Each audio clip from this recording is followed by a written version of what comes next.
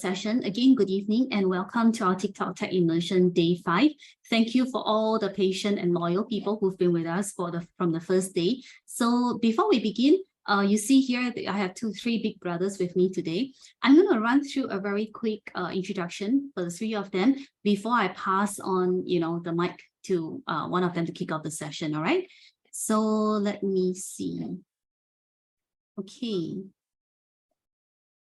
So here on my screen, you would see a brief profile of Samarjit. So Samarjit joined TikTok in January 2023. He has a bachelor degree in electronics and communication engineering from BIT in Kolkata.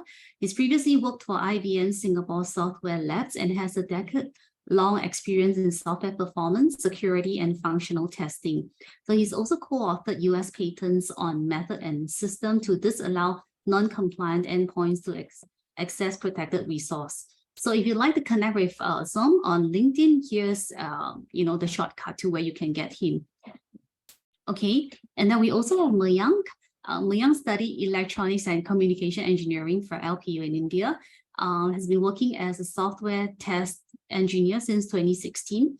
So previously has worked with Oppo, Zolo, and TikTok e-commerce before joining TikTok Live in 2021. So Mayank enjoys traveling, hiking, and also playing arcade games. And then the third boy we have here is Wen Hai. So he's got a bachelor's degree in electrics packages technology from Huazhong University of Science and Technology in China, and also master's degree of digital media technology from NTU in Singapore. He's worked with IMI Lab at NTU from 2017 to 2019, with Shopee as a system QA in a search team from 2018 to 2022. And most recently, he's a QA engineer within the social team within TikTok. So if you'd like to connect with him on LinkedIn, also you can find him over here. So I'll pass on the mic first to Mayank. And I think before I do that, three of you can wave to everyone. I think they probably can see all of you. If you unmute yourself, they can see all of you. And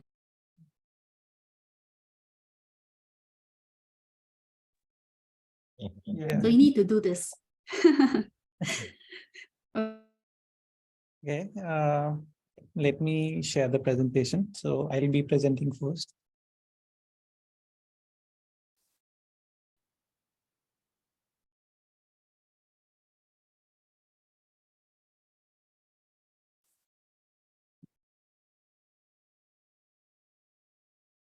Yeah. Hi, everyone. Is everyone able to hear me? Yes, we hear you good. Okay. So yeah. Hi, everyone. So I'm Mayank. I'm from India. I've actually been working with TikTok for past 2 years now. So I started my journey for a QA engineer in 2016, and I'm fascinated with the testing part and learning about new technologies which are there. And besides that, I think Motomi already shared my hobbies. So I love hiking. So maybe if someone I met, I think we can go for a hike sometimes. Yeah, so today I'll be presenting the introduction to software testing methodologies and what software testing methodologies are there, and plus the case design part will be introduced as well. So we have three people who will be introducing. I'll be going through the testing methodology part, and there will be one more person with me, Somajit, who will be going for the non-functional part. So let's start with it. As you can see, the first part is related to the testing methodologies and tools that are used in recently. So, and the second session would be about the case design and introduction that will be presented by the third member. So going through the testing methodologies, we have separate sections to introduce about it. So the first section will be software testing methodologies and its importance.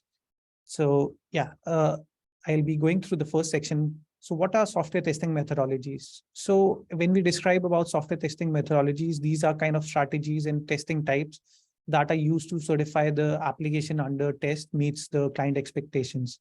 Or it can be said as systematic approaches or framework used to design and execute software testing activities during the software development lifecycle. Testing methodologies could also refer to as the waterfall, agile, and other QA models, as discussing about testing types doesn't define it very clearly. Each testing methodology has a defined objective, test strategy, and deliverables. So that's one part of it. And then it includes actually two types of testing, which is the functional testing and non-functional to validate. So in further sections, we'll be going through that part as well. Moving on to the next slide. Yeah, so about the functional testing. The next part is about the importance of testing methodologies. So when we talk about the importance of testing methodologies, they are important because they provide a structured approach to testing software. And this can help ensure that all aspects of the software are tested and there aren't any defects found and fixed early in the development process itself. Software applications are now getting more complex and intertwined. And with a large number of different platforms and different devices to test on, it's very much important to have a robust testing methodology. And in this case, it can ensure that the software project systems are being developed, are fully tested, and meets the specific requirements, and can successfully operate in all anticipated environments with the required usability and security, of course. So if we have a proper development and testing methodology for modern software, previously will inevitably go over budget, and it will take longer time than necessary and does not meet the stakeholders' expectations in this case. So by following a well-defined testing methodologies, you can help to ensure that the software is of one of the highest quality and it meets the needs of your users as well. So I have some of the benefits which are there for this. The benefits would include the increased quality. So in increased quality, like the methodologies can help to identify and fix defects early in the development process, which can help to improve the quality of the software itself. The second would be the reduced costs. By finding or fixing defects early, software testing methodologies can help to reduce cost of the development as well and the maintenance side as well. The third would be the improved efficiency. Software testing methodologies can help to improve the efficiency of the development process by providing a structured approach to testing as well. Because for complex systems, sometimes depending on the requirements, the time taken is much higher. So with the proper structured approach, it could be decreased by a lot. Fourth would be the increased confidence. So software testing methodologies can help to increase the confidence in the quality of the software, which can lead to increased customer satisfaction. And that's the goal for our side. So that's just about the importance of testing. So next, I'll be talking about which software methodology to choose. So there are a ton of methodologies available for software development and its corresponding testing as well. Each testing technique and methodology is defined for a specific purpose and has its merits and demerits as well. So the selection of particular methodology depends on many factors, such as the nature of the project, client requirement, product schedule as well. From a testing perspective, some methodologies push for testing input in early development lifecycle, while some other wait for working model of the system is ready. So I think there are some methodologies which was discussed in the earlier session. So I won't be going into much detail for that one, but I'll give some names out, like the agile methodology, which is used a lot these days. And TikTok is also using this methodology for the testing part. So in agile methodology, it focuses on iterative and incremental development. And the testing is performed throughout the development lifecycle with shorter cycles called sprints, agile, and it's flexible and adaptive as well, making them suitable for projects with changing requirements and need for frequent feedbacks and collaborations. As I mentioned before, like there are multiple like requirements which are complex, and there are like certain changes that needs to be made at a later stage. So for that kind of things, I think the agile methodology is the best one to use. The second, I would talk about the DevOps. DevOps is basically collaborative approach that integrates development and operations teams to improve the software quality and the release cycles as well. Continuous testing is an integral part of DevOps process as well, with automated test and frequent deployments as well. Then the third one I would like to talk about is the behavior-driven development as well. So in this kind of methodology, it promotes collaboration among developers, testers, and business stakeholders. Test scenarios are written in natural language format, focusing on expected behavior of the software. And it ensures the alignment between business requirements and different cases. So the choice of methodology depends on the project specific needs and context. Considering the factors such as project size, complexity, team dynamics, the customer involvement, and the level of automation required. It's also possible to combine and tailor methodologies to create hybrid approach that suits your project best. So you can use multiple methodology and you can take some part of it based on your project. So that's what about the software, which software methodology to choose. Next, I'll be talking about the functional testing. So I think it was discussed previously in previous session, but I'll give a brief about it as well.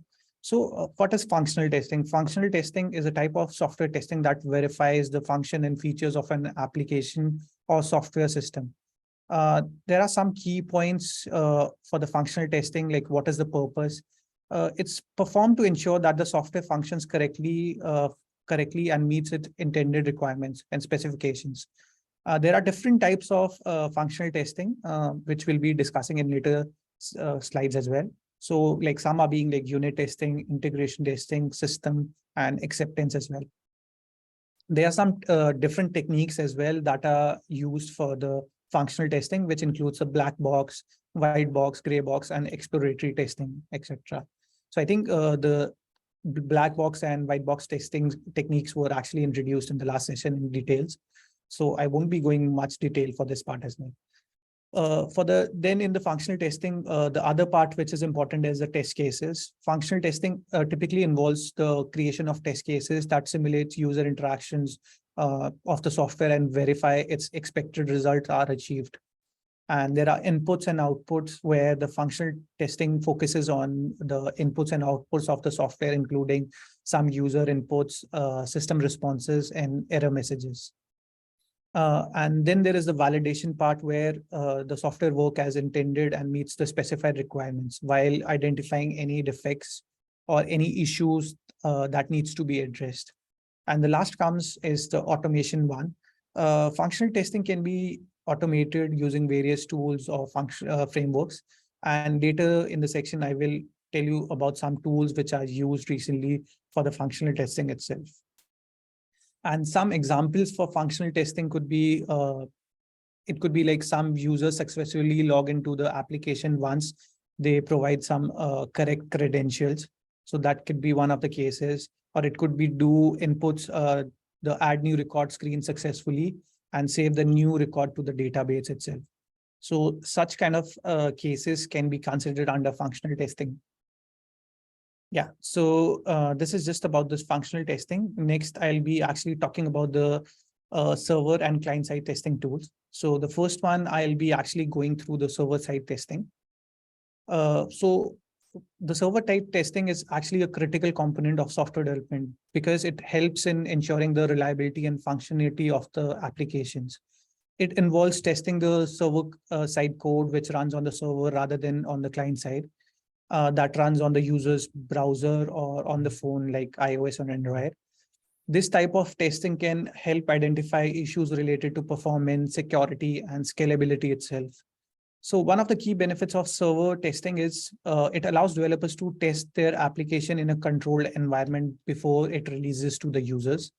And this can help catch the bugs and other issues early on, reducing the risk of costing errors and downtime.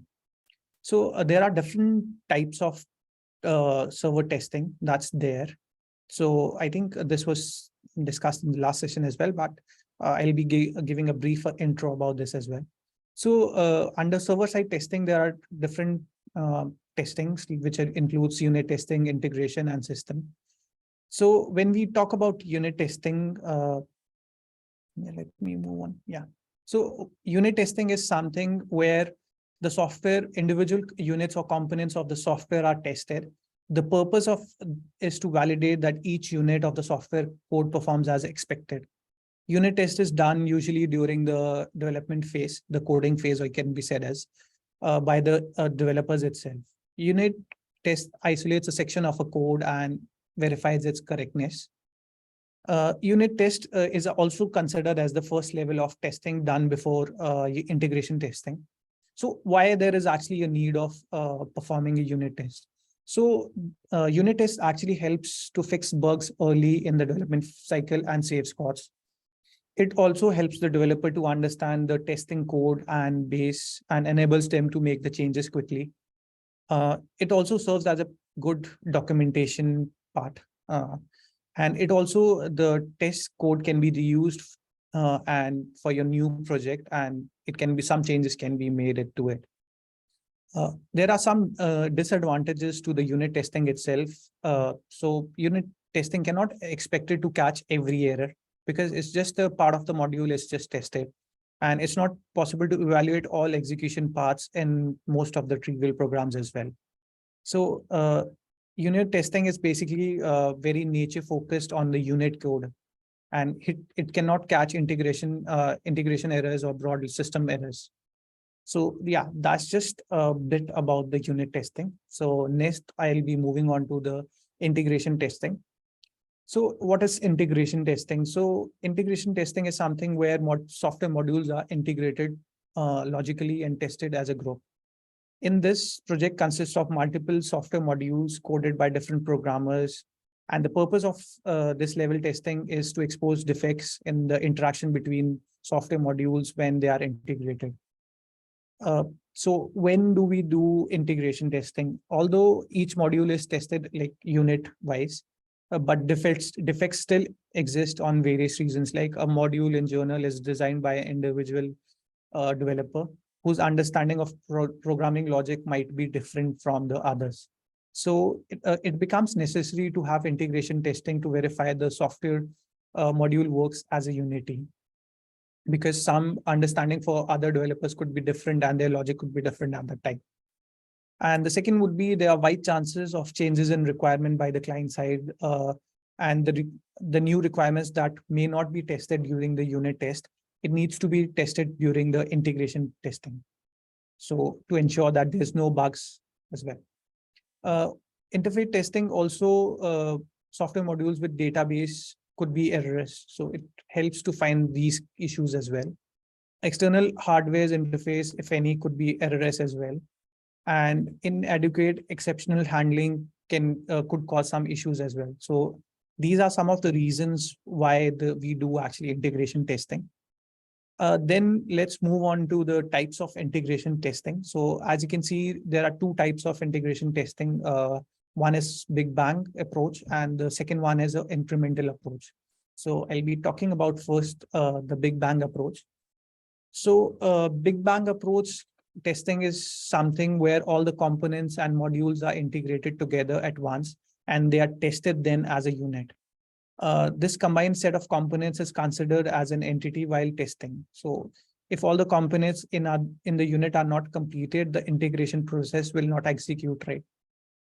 So the advantage for this kind of testing approach is basically it's convenient for small systems, and it's fast as well and minimal to deploy and easy to implement as well.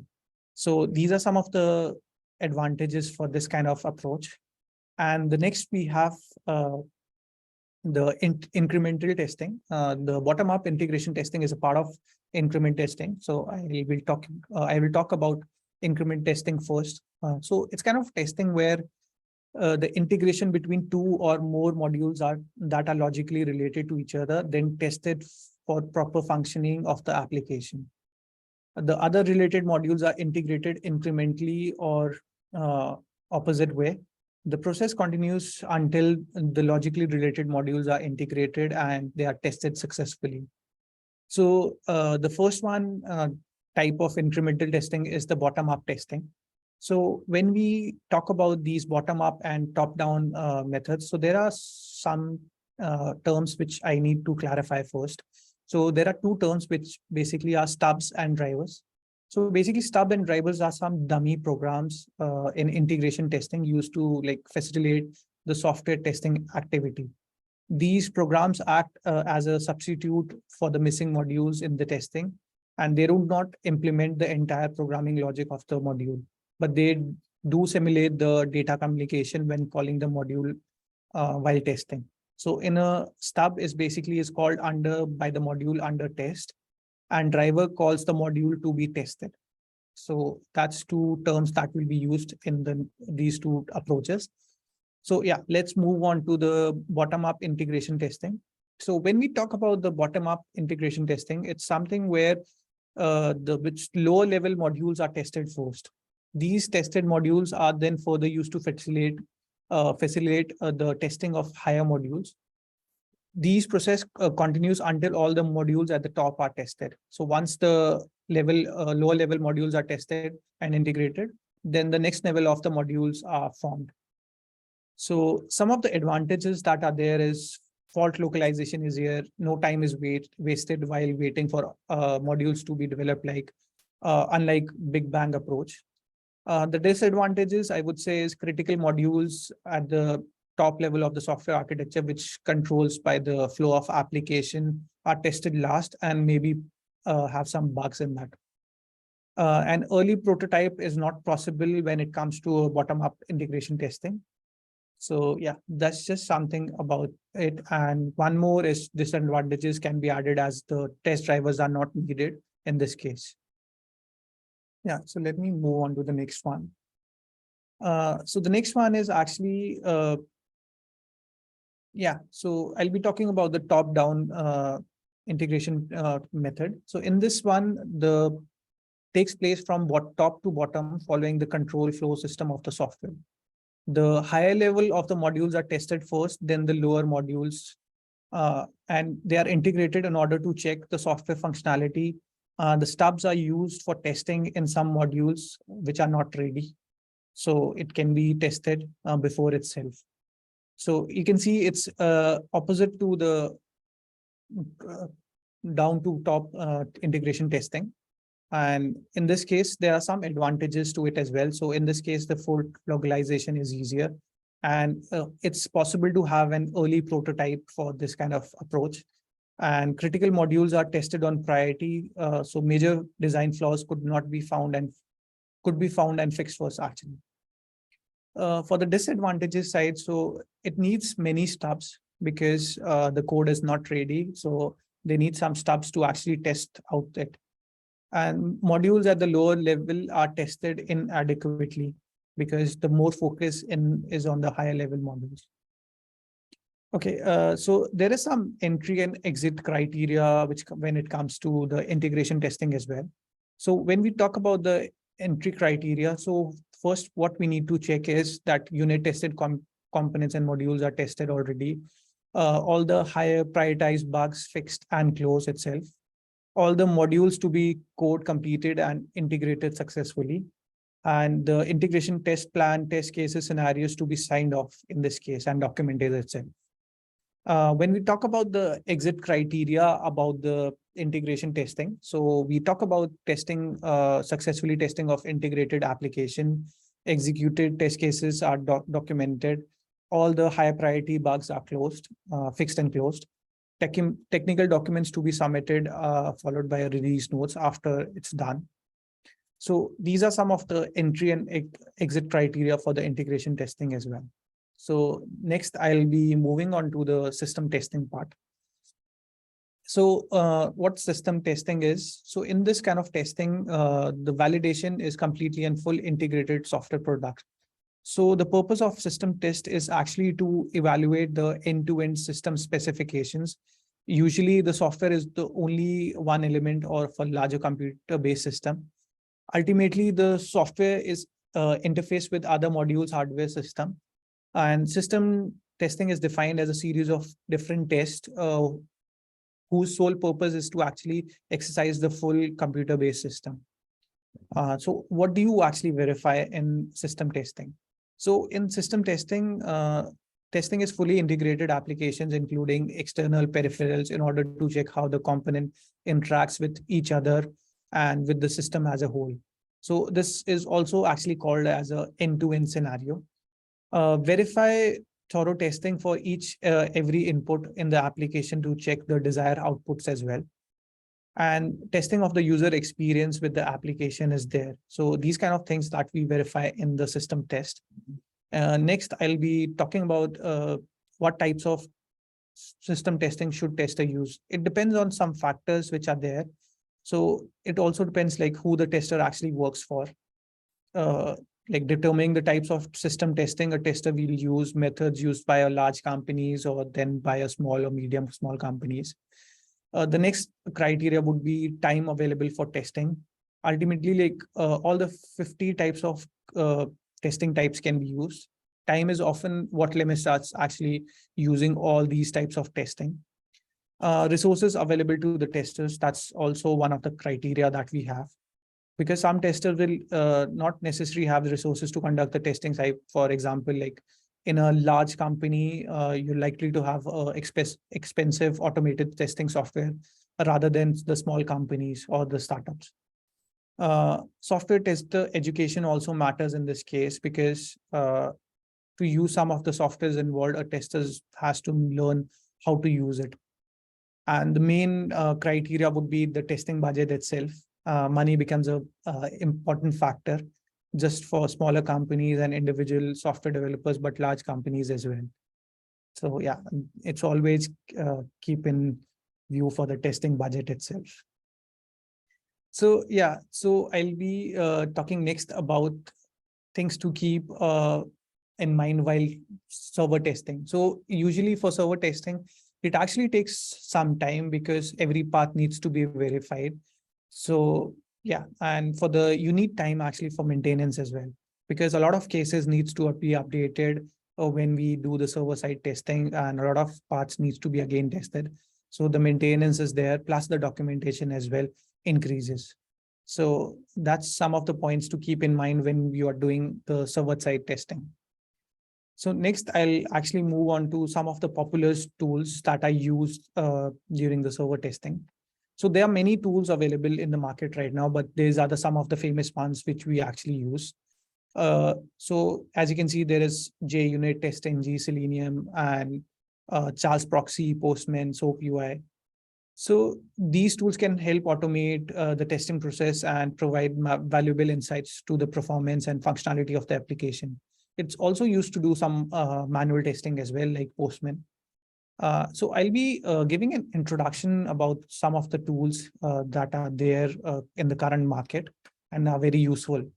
So the first one would be the Postman. So Postman is basically primarily known as an API testing tool, but it can also be used as server-side functional testing because it allows you to send HTTP requests to your server-side APIs, services, validate responses, and perform functional tests by creating test suites with assertion variables and scripts itself.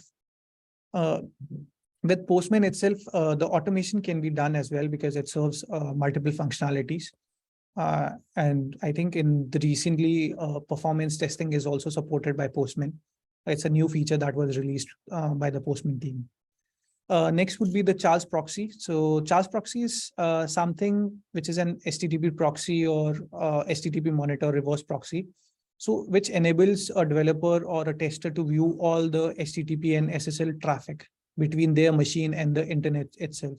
As from the picture, you can see the traffic between the devices and the web itself. So this includes request responses and HTTP headers, which can contain some cookies and caching information itself. I think this is one of the very important tools that we use currently to interrupt all the traffic which is there.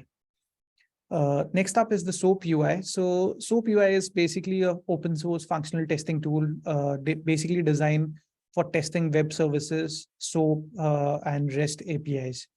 So it's provides a user-friendly interface for creating test cases, managing test data, and generating reports as well. It also supports some authentication methods and some advanced features like data-driven testing and security testing as well. The next one would be the JUnit. So it's a very popular testing framework for Java applications that can be used for server-side functional testing and it's also used for unit testing as well. It provides annotation, assertions, and some test runners for writing unit test and functional tests for the server-side components. JUnit integrates well with build tools like Apache, Maven, Gradle itself, making it suitable for continuous integration and testing itself. Then the other would be TestNG. So this is one of another popular framework that's used. So it's framework for Java application that offers advanced features, flexibility compared to JUnit. It supports server-side functional testing by providing annotations, data-driven testing capabilities, parallel test execution, and better test configuration options as well. Then the last one I would talk about is the REST. So basically, REST Assured is a Java library that's specifically designed to test RESTful APIs, and it provides intuitive syntax for writing functional tests for the server-side APIs. REST supports various authentication methods, request responses, validation, and JSON and XML parsing capabilities as well. So yeah, these are some of the tools that are there, which we use for the server-side testing, and it's famous in the current market. So what about the challenges on the server-side testing? So when we talk about some challenges on the server-side testing, it could be challenging because due to the complexity of the code and many different components that needs to be tested. And it can also be difficult to simulate real-world scenarios and traffic patterns, making it hard to fully test the application performance under stress. So another challenge I would say is ensuring that the application is secured and protected against potential attacks. So this requires specialized knowledge and expertise in security testing. So for this part, I think it will be shared by the next presenter. So yeah. Next, I would talk about the best practices for the server-side testing. So when we talk about the best practices, it is important to actually follow the best practices such as writing testable code and using automation tools, and maybe conducting some regular security audits. So developers should actually prioritize scalability and performance testing to ensure that application can actually work under heavy traffic and usage itself. In addition, it's important to invoke all the stakeholders in testing process, including the developers, testers, and business analysts as well. This can actually help to ensure that everyone is aligned on the goals and objective of the testing process and can work together to identify and fix any issues that arise. So just on a conclusion side for the server-side testing, server-side testing is a critical component of the software development, which ensures that the reliability and functionality of the web application or the mobile applications by following best practice and using the right tools. And the issues can be identified and at an early stage, and reducing the risk of costly errors and downtime itself. Yeah, so this is just about the server-side testing. Next, I'll be actually talking about the client-side testing. So when we talk about client-side testing, it's a process where testing the application on the client side is there, which includes testing the user interface and the functionality of the application itself. So it's an essential part of the software development that ensures the quality of application. So the main objective of this kind of testing is to identify any error defects in the application before it's released to the end users. This also helps in improving the overall performance and usability of the application. So I think in the current market, server-side testing is preferred the most right now. And after that, it next moves on to the client-side testing, because everyone wants to find out the early issues at an early stage. So that's why I think more focus is towards on client side, on the server side testing, and then it's next to the client side testing. Then the types of client side testing. Yeah. So there are different types of client side testing, which includes functional usability, compatibility, and performance testing.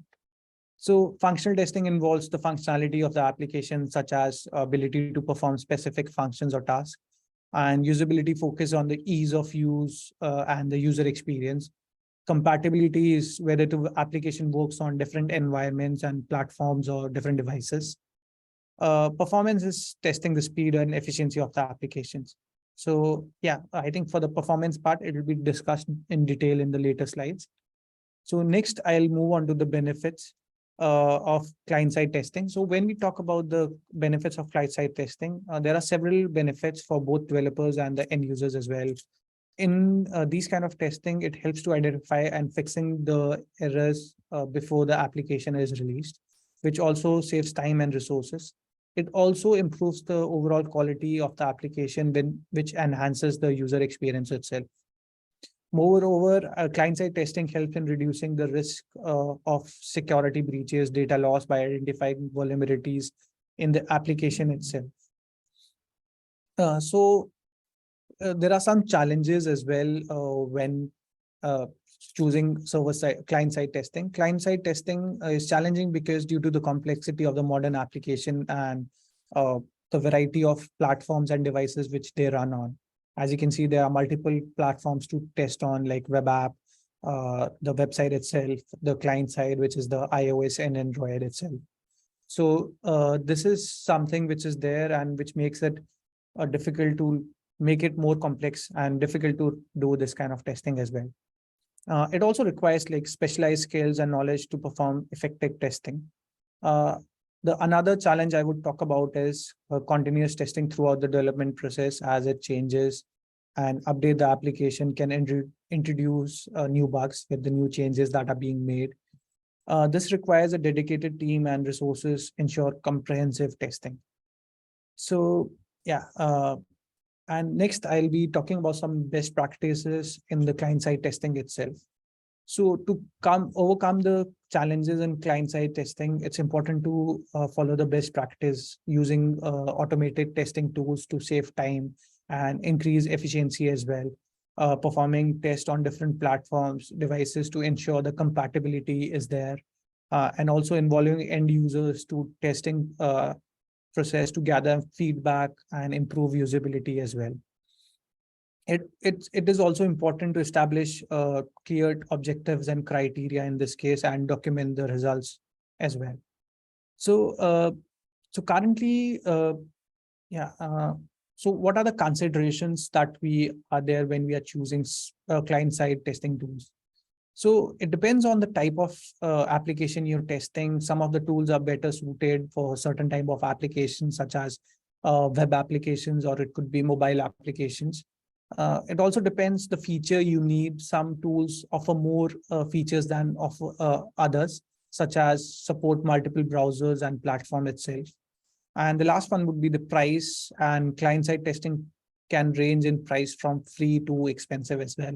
So it's also a major factor in this case. So there are some, I just listed some of the popular tools used for the client-side testing.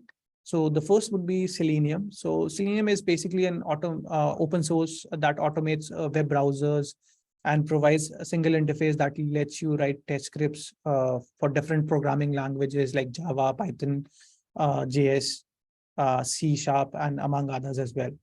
So Selenium can be used to automate wide range of web-based tasks, such as logging into websites, filling out forms, or clicking into links, and such kind of things. I think it's a very powerful tool, and it's used a lot in the current market to improve the quality of web applications and to help identify bugs and errors. And it can also be used to automate repetitive tasks. Plus, it's actually a free and open source tool, which means it's available to everyone, right?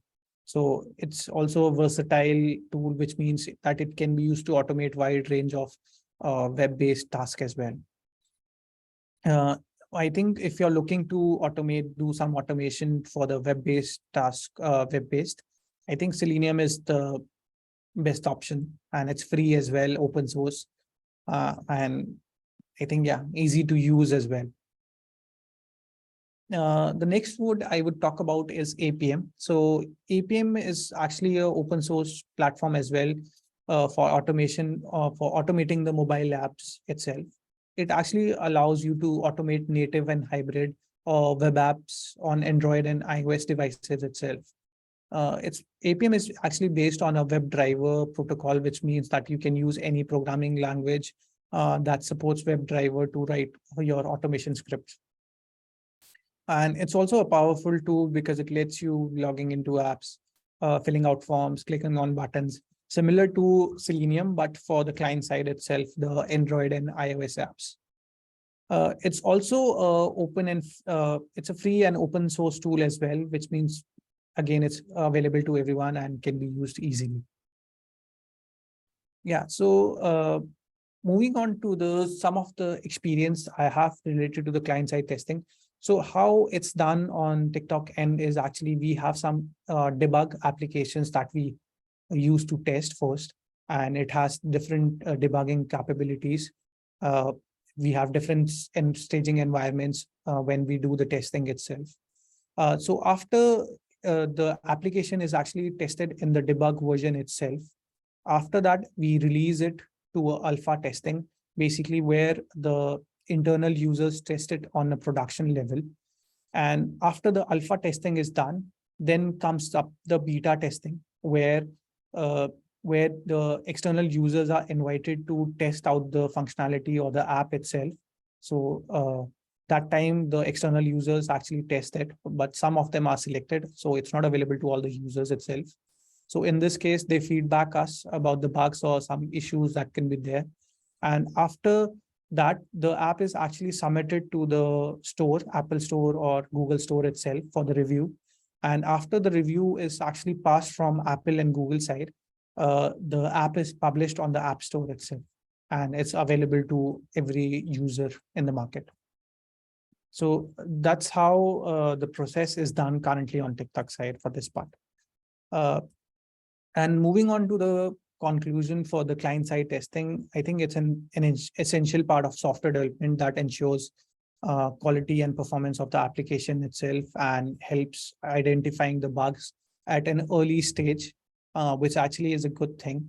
And by following the best practices and overcoming the challenges, testers can ensure comprehensive testing and deliver high quality application that meets the needs of our end users.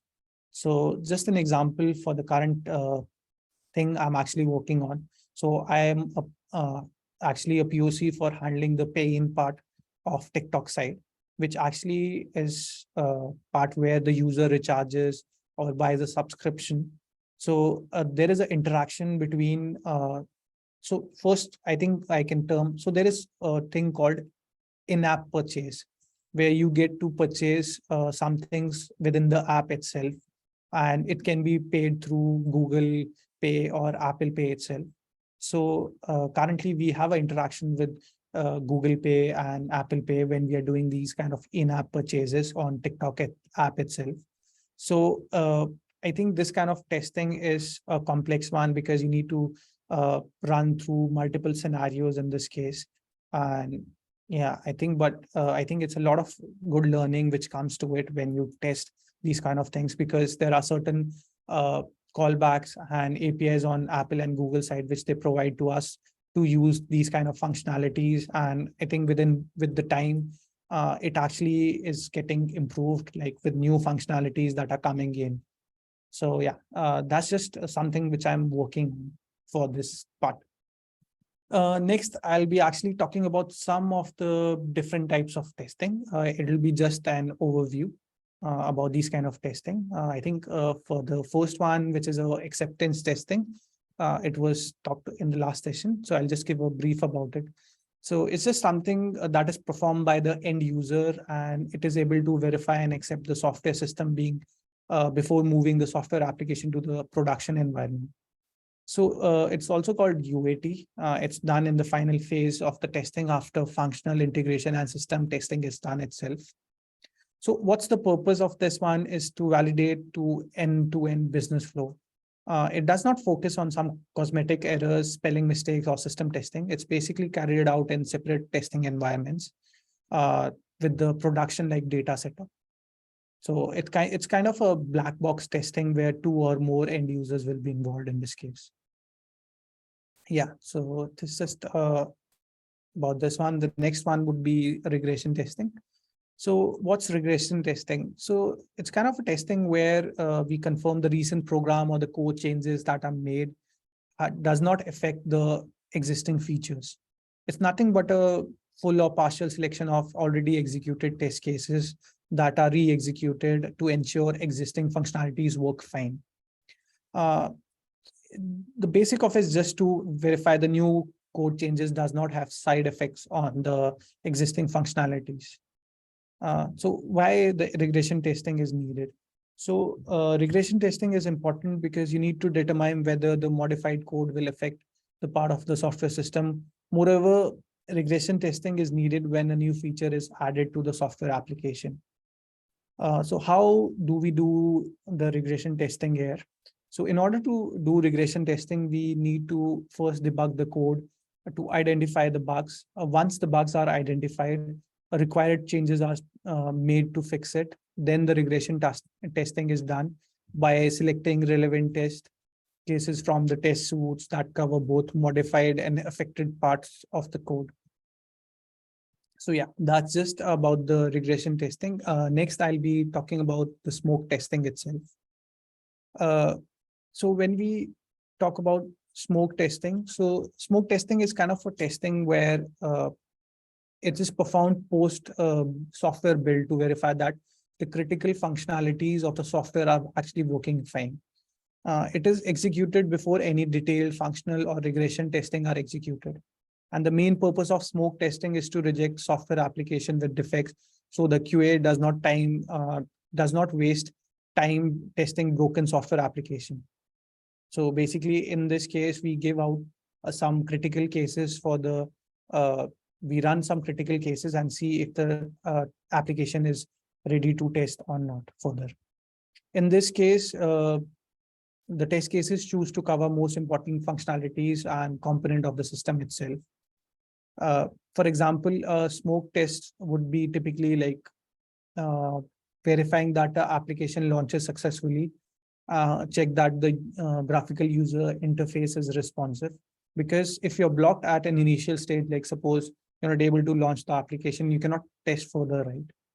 So that's just about smoke testing. And you can see as well, smoke testing is done before the functional test itself based on the flow which is shown in the slide itself. Next, I'll be talking about sanity testing. So sanity testing is something it's performed after receiving the software build with minor changes in the code or functionality to ascertain that the bugs have been fixed and no further issues are introduced due to these changes. So the goal of this proposed functionality works roughly as expected. So in this case, if the sanity fails, the build is rejected to save time and cost involved in more rigorous testing itself. So the objective is not to verify thoroughly the functionality, but to determine whether that the developer has applied some rationality while introducing the software or developing the software itself.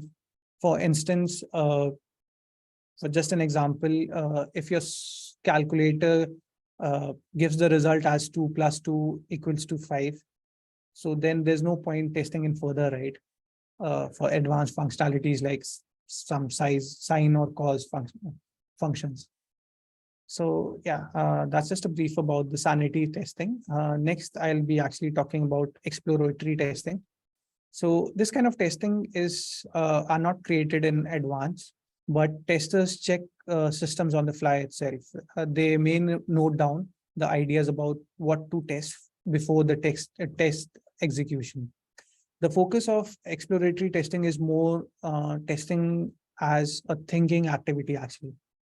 Like you can check, you can brainstorm like what kind of things that you can test and you can do it differently.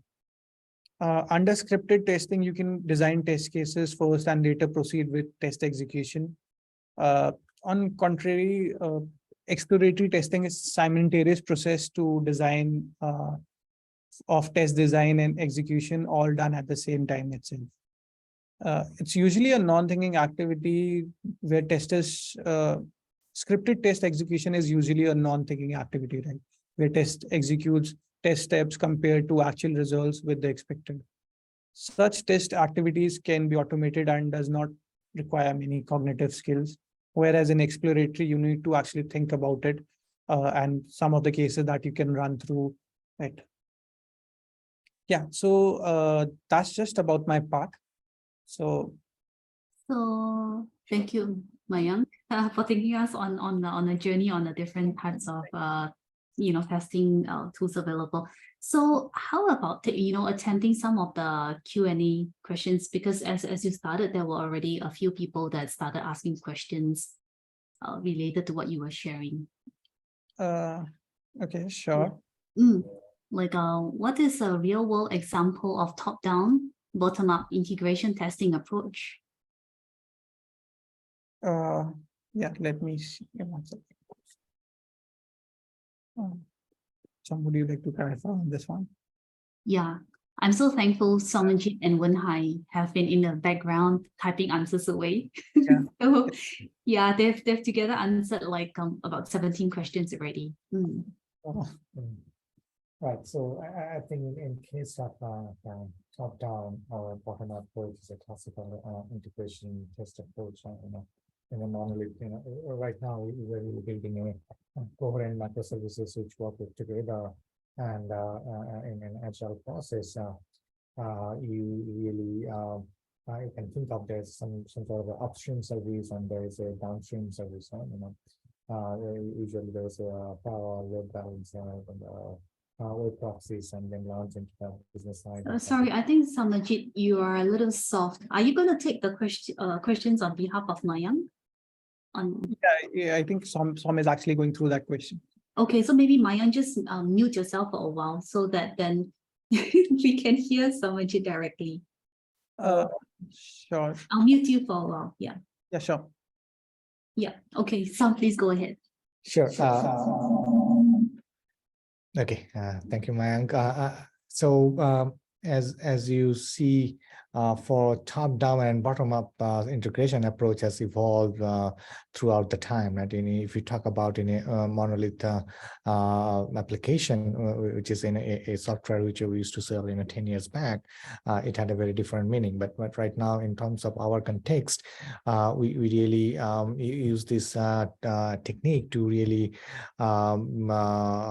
test a upstream service or a downstream service. We are really building a tons of microservices over here. So once we are done with our microservices piece, so you might not know what the upstream behavior should be, right? So we really try to build the mocks for the upstream or the downstream and try to test our service. So if in case you are an upstream service, you really your downstreams are not ready, so you start testing from the entry point and ensure how your module behaves when the downstream service really give a proper or erroneous response, right? Even the downstream service might be down or is not available yet. How your upstream service behaves. So you design your test to understand how my component will behave, how my component will act or behave in the presence or not presence or erroneous condition of the downstream service. It's kind of very similar for the bottom up, like your upstream is not ready yet, your downstream services are ready, so you try to find a way how we can mock the input. In this case, your downstream service needs the input or the call from the upstream service to operate. So you mock those calls to your own service to get it kicked off, right? So it's just the opposite of the top-down approach. So where your downstream services are ready, or the upstream services are not ready yet.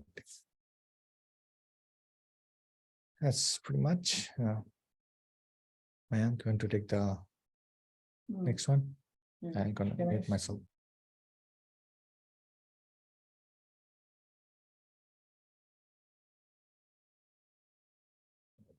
Yeah. Okay. Yeah, can we let me see where the questions I cannot access. The Q&A. Yeah, actually it's oh yeah. No, I can see. Sorry.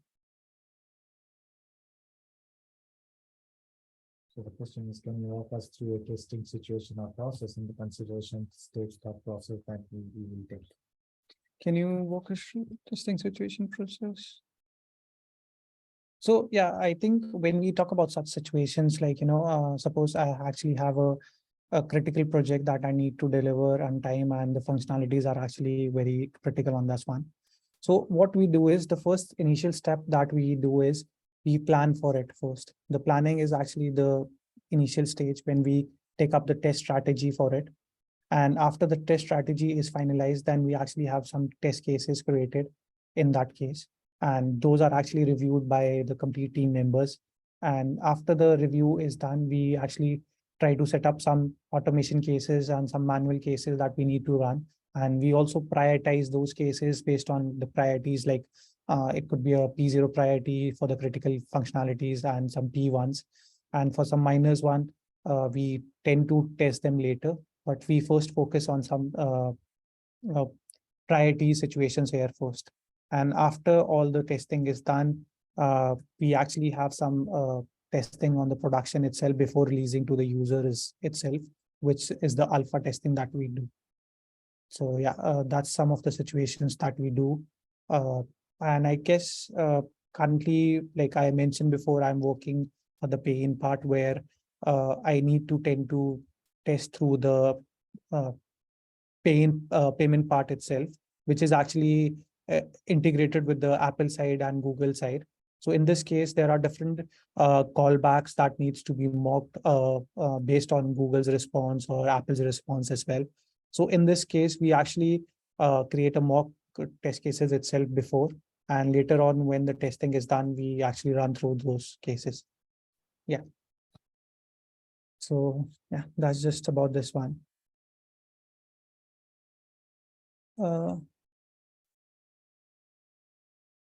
Yeah, so You want to take one about the difference between smoke and regression testing, because this was part of your lecture just now. yeah, sure. Mm. So smoke is where we actually do the critical functionality test at an earlier stage. But for regression testing, it's done after some feature is actually tested. Suppose there is a new functionality that is being tested. And after that testing is released, you do a regression test to see if the existing functionalities are not affected by that.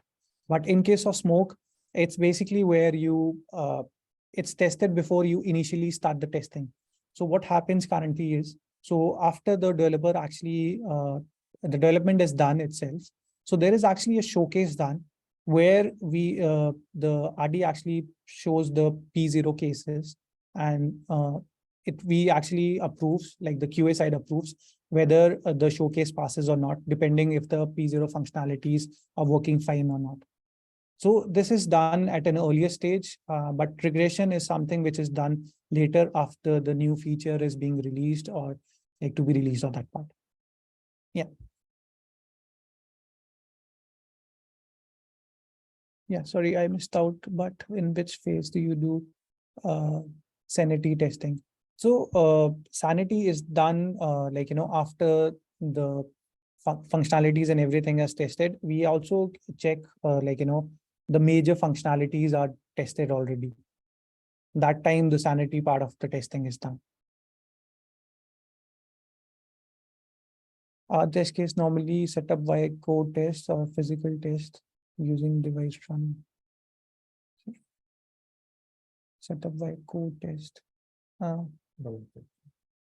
Yeah, because we actually some of the cases are done through code test as well and physical as well. So currently the testing is done a combination of both manual and automation as well. So yeah. Okay, thank you, Mayang. It's been very efficient thanks to Song and Wenhai on the background. Yeah. Yeah. Yeah. So we move over to Samajit, right? After Yeah. this. Okay. Yeah. Thank you, everyone. Thank you, Mayang. Let me mute myself.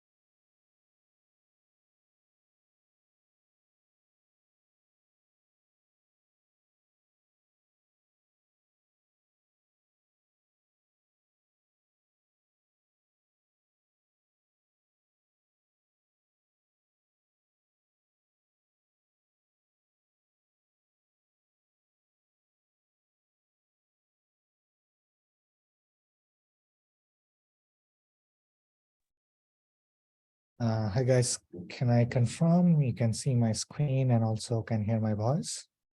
Yes. Thank you. And Mayank, thank you for the insightful presentation on the different test methodologies. Hi guys, this is Samajit. I'll just talk about briefly about myself. I've been working for more than 12 years now. In my career, I have worked on various roles. Right out of university, I started working for one of the largest virtualization platform as a C++ developer. And I also always wanted to experience the startup culture. From there, I moved on to a travel site startup. So it was an web application to search a travel location based on your interests, such as hiking and snorkeling, and then helps you to continue with the booking process and all the stuff. So I think it's just there where I have to play many roles as a full stack developer and a tester, and sometimes doing demos to the partners as needed. During the time, I built a passion for the performance and scalability testing, because as we grow our the software we had to start with, we really need to evolve to really to keep up with the performance and the scalability demand as we grew. With that in picture, I moved to Singapore in 2011 to work for IBM as a performance and security test engineer. I worked on the various security products during my tenure in IBM. I was working on Federation single sign-on product, something like you use SyncPass in every day, supporting a lot of governments and large banking customer. I have joined TikTok earlier this January, and so far enjoying working with amazing talents around me here. Okay, with that, I think I'll move on to my session. I'll mainly talk about some brief about performance testing and the security testing. And these are really pretty large in topic, but we'll go through some basic concept of what performance testing is about and how we do some of the stuff over here.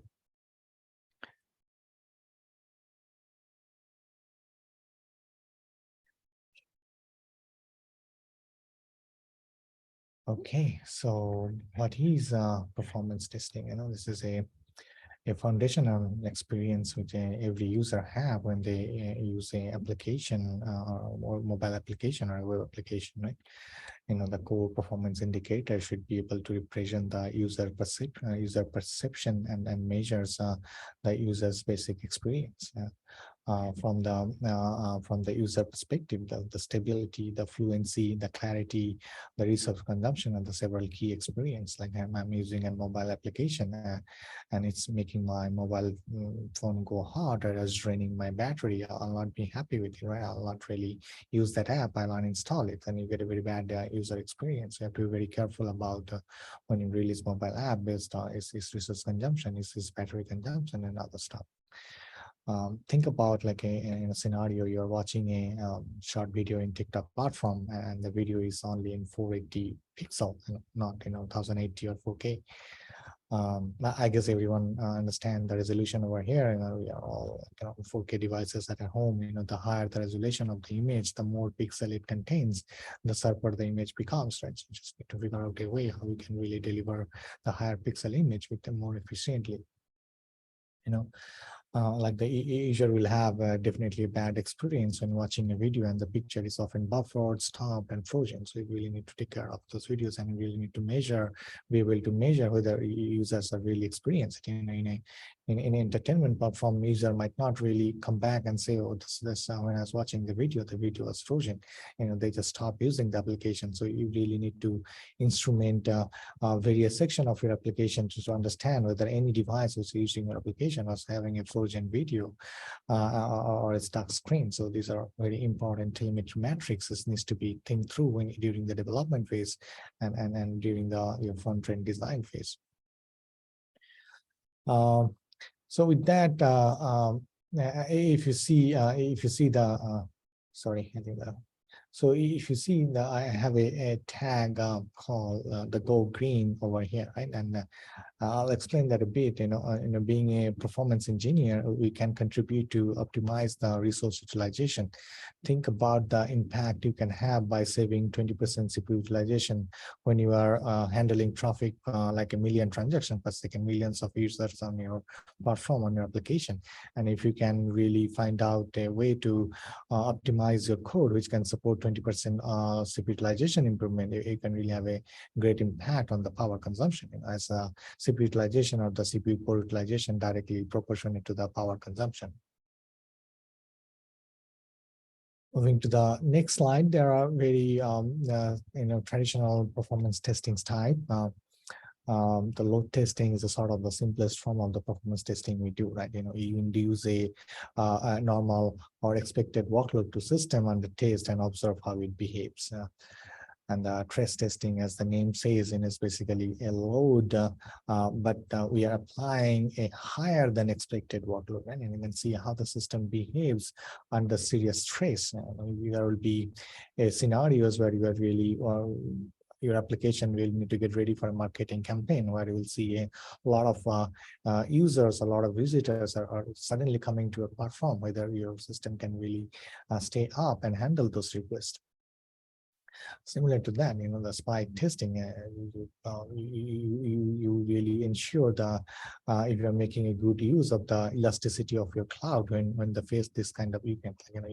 Suddenly you see your usual workload is from 500 users to a 5,000 user, so you should be able to automatically scale up.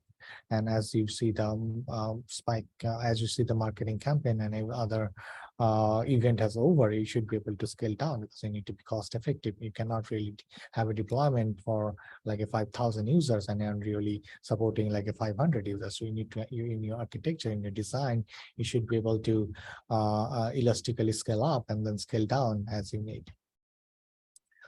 Endurance testing is again basically a load test where you hold the data over a longer period of time. You took a long-term effect like memory leaks, disk space filling up. The duration of the endurance test depends on your situation. Usually this runs for hours, even days, to understand the behavior of your system underlying your application. Scalability testing. It's scalability testing. You are really changing the perspective to answer the question, how effective can I grow? You can run a series of trace tests and gather data on how effective you really are.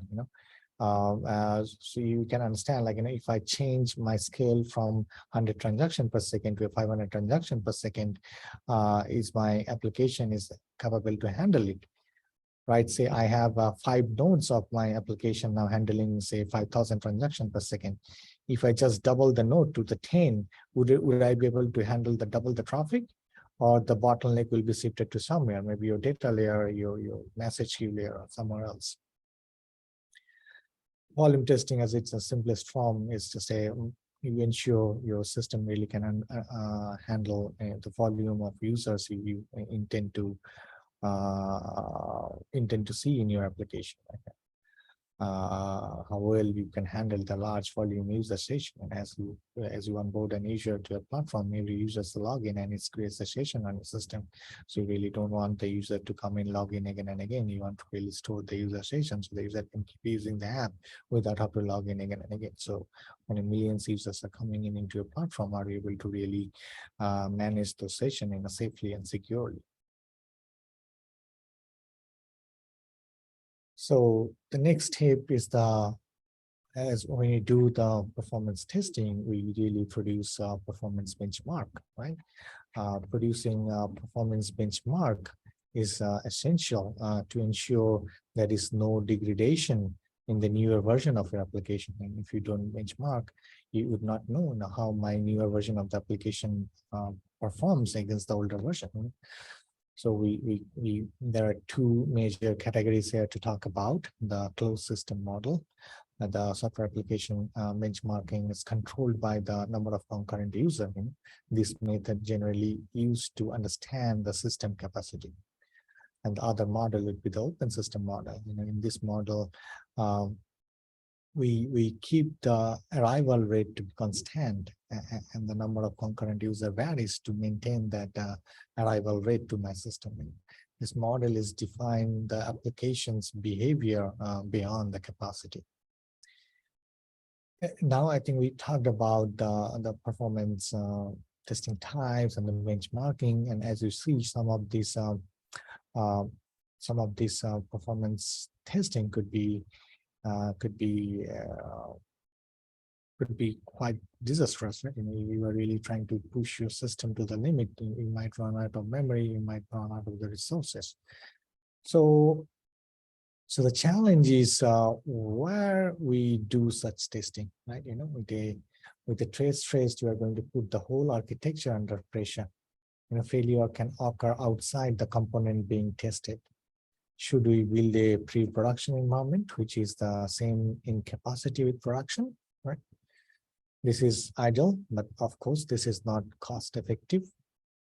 With considering the deployment size you need to support millions of users across the geos, you really cannot replicate that same environment in a pre-production or UAT. So in a way, you need to use the production environment for the load testing, right? But that is risky. Load test will generate tons of data. You need to be careful in preparing such a test to ensure the user experience of using the app doesn't degrade during your test, right?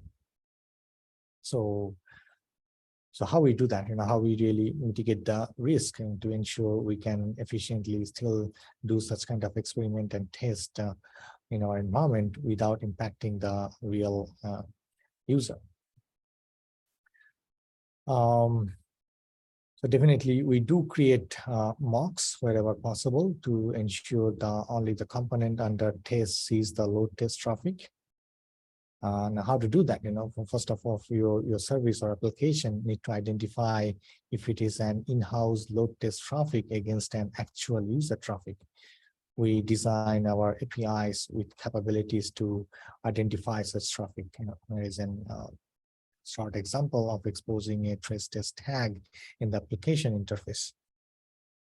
Well, of course, these are additional. There are definitely additional measures at the firewall boundary to ensure the hackers cannot use those trace test tags to send a DDoS traffic to our system. So these trace test tags are only acceptable when you are generating the load from an internal system.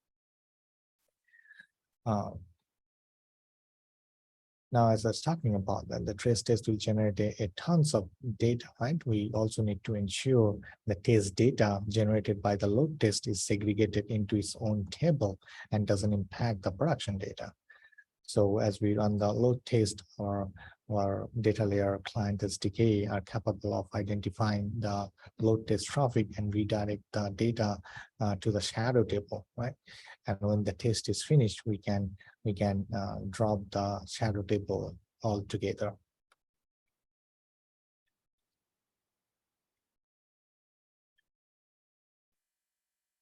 Sorry. Now the interesting part, right? We learn about different performance testing type. How do you do performance test? In which environment we do performance test? Now, how about the result? That performance test really produce the result. What is our goal as a performance test engineer, right? We really want to identify the bottleneck in the software application, where my bottleneck is.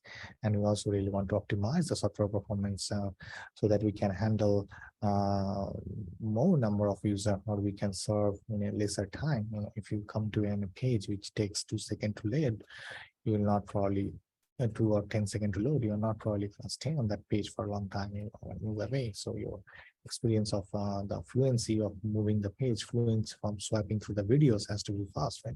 When you use the TikTok app and keep swiping through the videos, you can see these coming quite instantaneously to your mobile device. Right, there's a lot of works behind to making sure the users has a seamless experience when really browsing through the videos. Right. So how do we really monitor and optimize some of this in the Linux operating system? The Go ecosystem offers a big suite of tools to diagnose the performance and logic issues in the Go program. Right now, one of the diagnostic solution is the Go profiling, or pre-prof. The function of the Go profiling is to analyze a Go program in terms of cost, memory uses, and frequent function calls to figure out the most expensive section of the program. And this page kind of, I mean, here we are kind of demonstrating the, we'll just quickly see the demonstration of the pre-prof and how we can really do some of the basic Go profiling. Yeah, let's see some small application and see how we can use the Go profiling to help us optimize our code.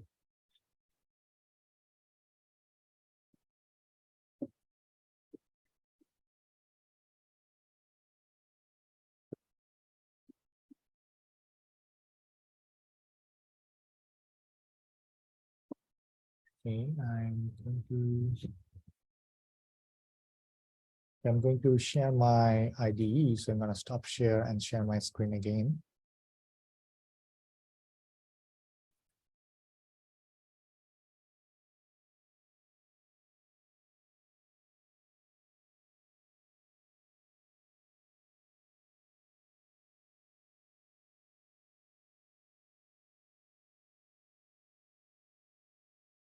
Okay, sorry for the delay. I think I'll share my screen again.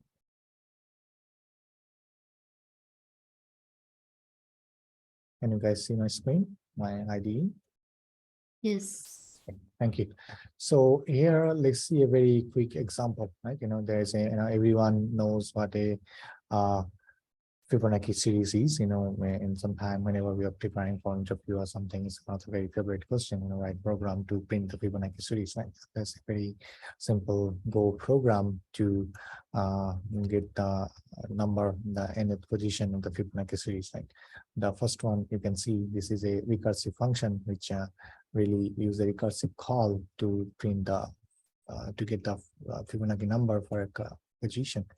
And then I have a slightly similar functionality in a different methodology. These two are really, the end goal is same. It's just a two different approach of implementing, right? So I really want to understand, which one will be more efficient, whether this one or this one. How do I do that? So I go write a, I think most of you will be aware of write a quick integration, a quick unit test or a benchmark test in a Golang, like just the function you right now wrote here for generating the Fibonacci number for nth position. You just write quickly a test on that, like if your file is main.go, you just generate another file called main_test.go. Then you can import the testing, which has arrays of method for you to help write unit test or a benchmark test. And when I say benchmark test, it's really going to create those concurrent requests across the number of cores available to your system, and then concurrently exercise the function you just wrote, right? So what I'm doing over here, I mean, the unit test is not really important over here. I'm just ensuring that my code works fine. So I just write a quick unit test, but my main goal is to really run a benchmark for the two different function I wrote over here to generate the Fibonacci number for the nth position. So you can see the format of writing a benchmark over here is very simple, and I just can go and read about what are the testing capabilities it has. I pass in the function name, and I just want to know what is the Fibonacci number for the position 1, right? Both these two will really exercise my functions under a certain trace coming from the test generated by the Golang benchmark capabilities. So how do I invoke the test? So it's very simple. If you are on that directory, you go say go test, run the number of time you want, and there's the benchmark. And this is the syntax for you. It will go look for the underscore test file in this directory, and it will execute all the benchmark tests you have written. So in this case, it will run both the recursive one and the non-recursive one. Now let's see, how does it behave. So you can see it just ran the test right now. You can see the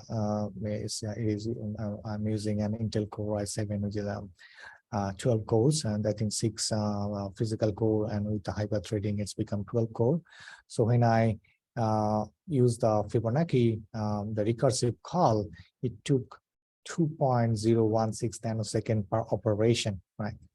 While so I'll go back to the headings, it's more clear. So when I benchmark my recursive function, it took 2.016 nanosecond per operation.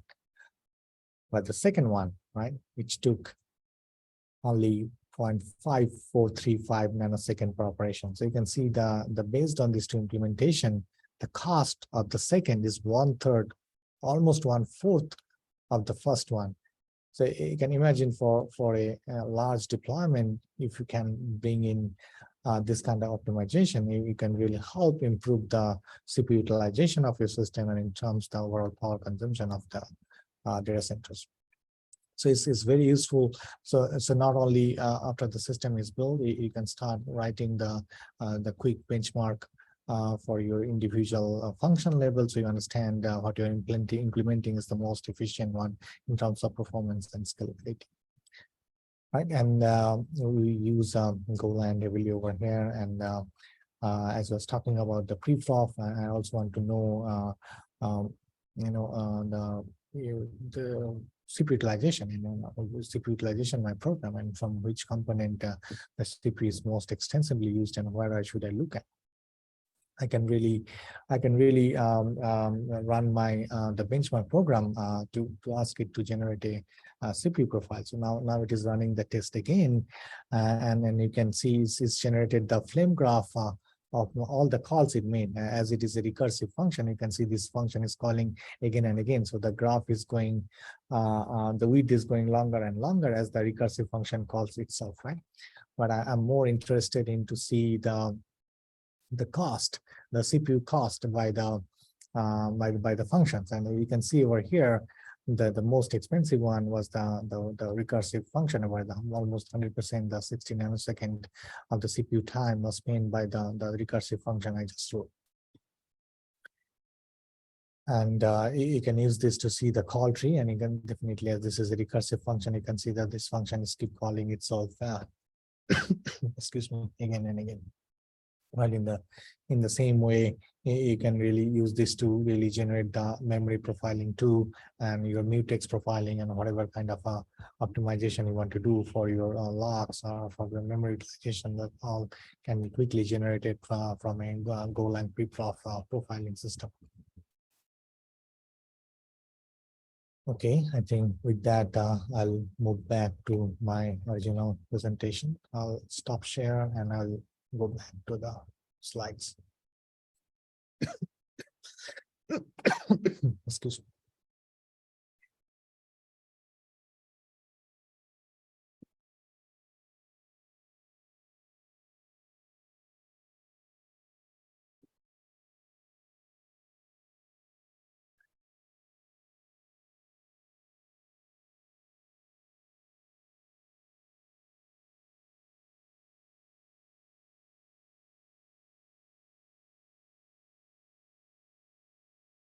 Okay,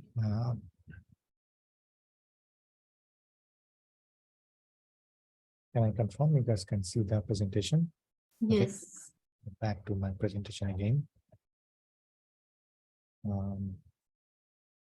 So, okay, we briefly talked about how we really identify bottleneck in software application, and how we use Golang preflop to optimize our implementation. The tools, I mean, there are quite a bit of open source tools available, and in TikTok we use our homegrown implementation to fit our custom need. But here are some examples. K6 and artillery.io are one of my favorites. These are written in Golang and Node.js, which are more efficient handling the asynchronous workload. I think with that, that's all I have on performance today. I will move to the another next interesting and important topic is the security testing.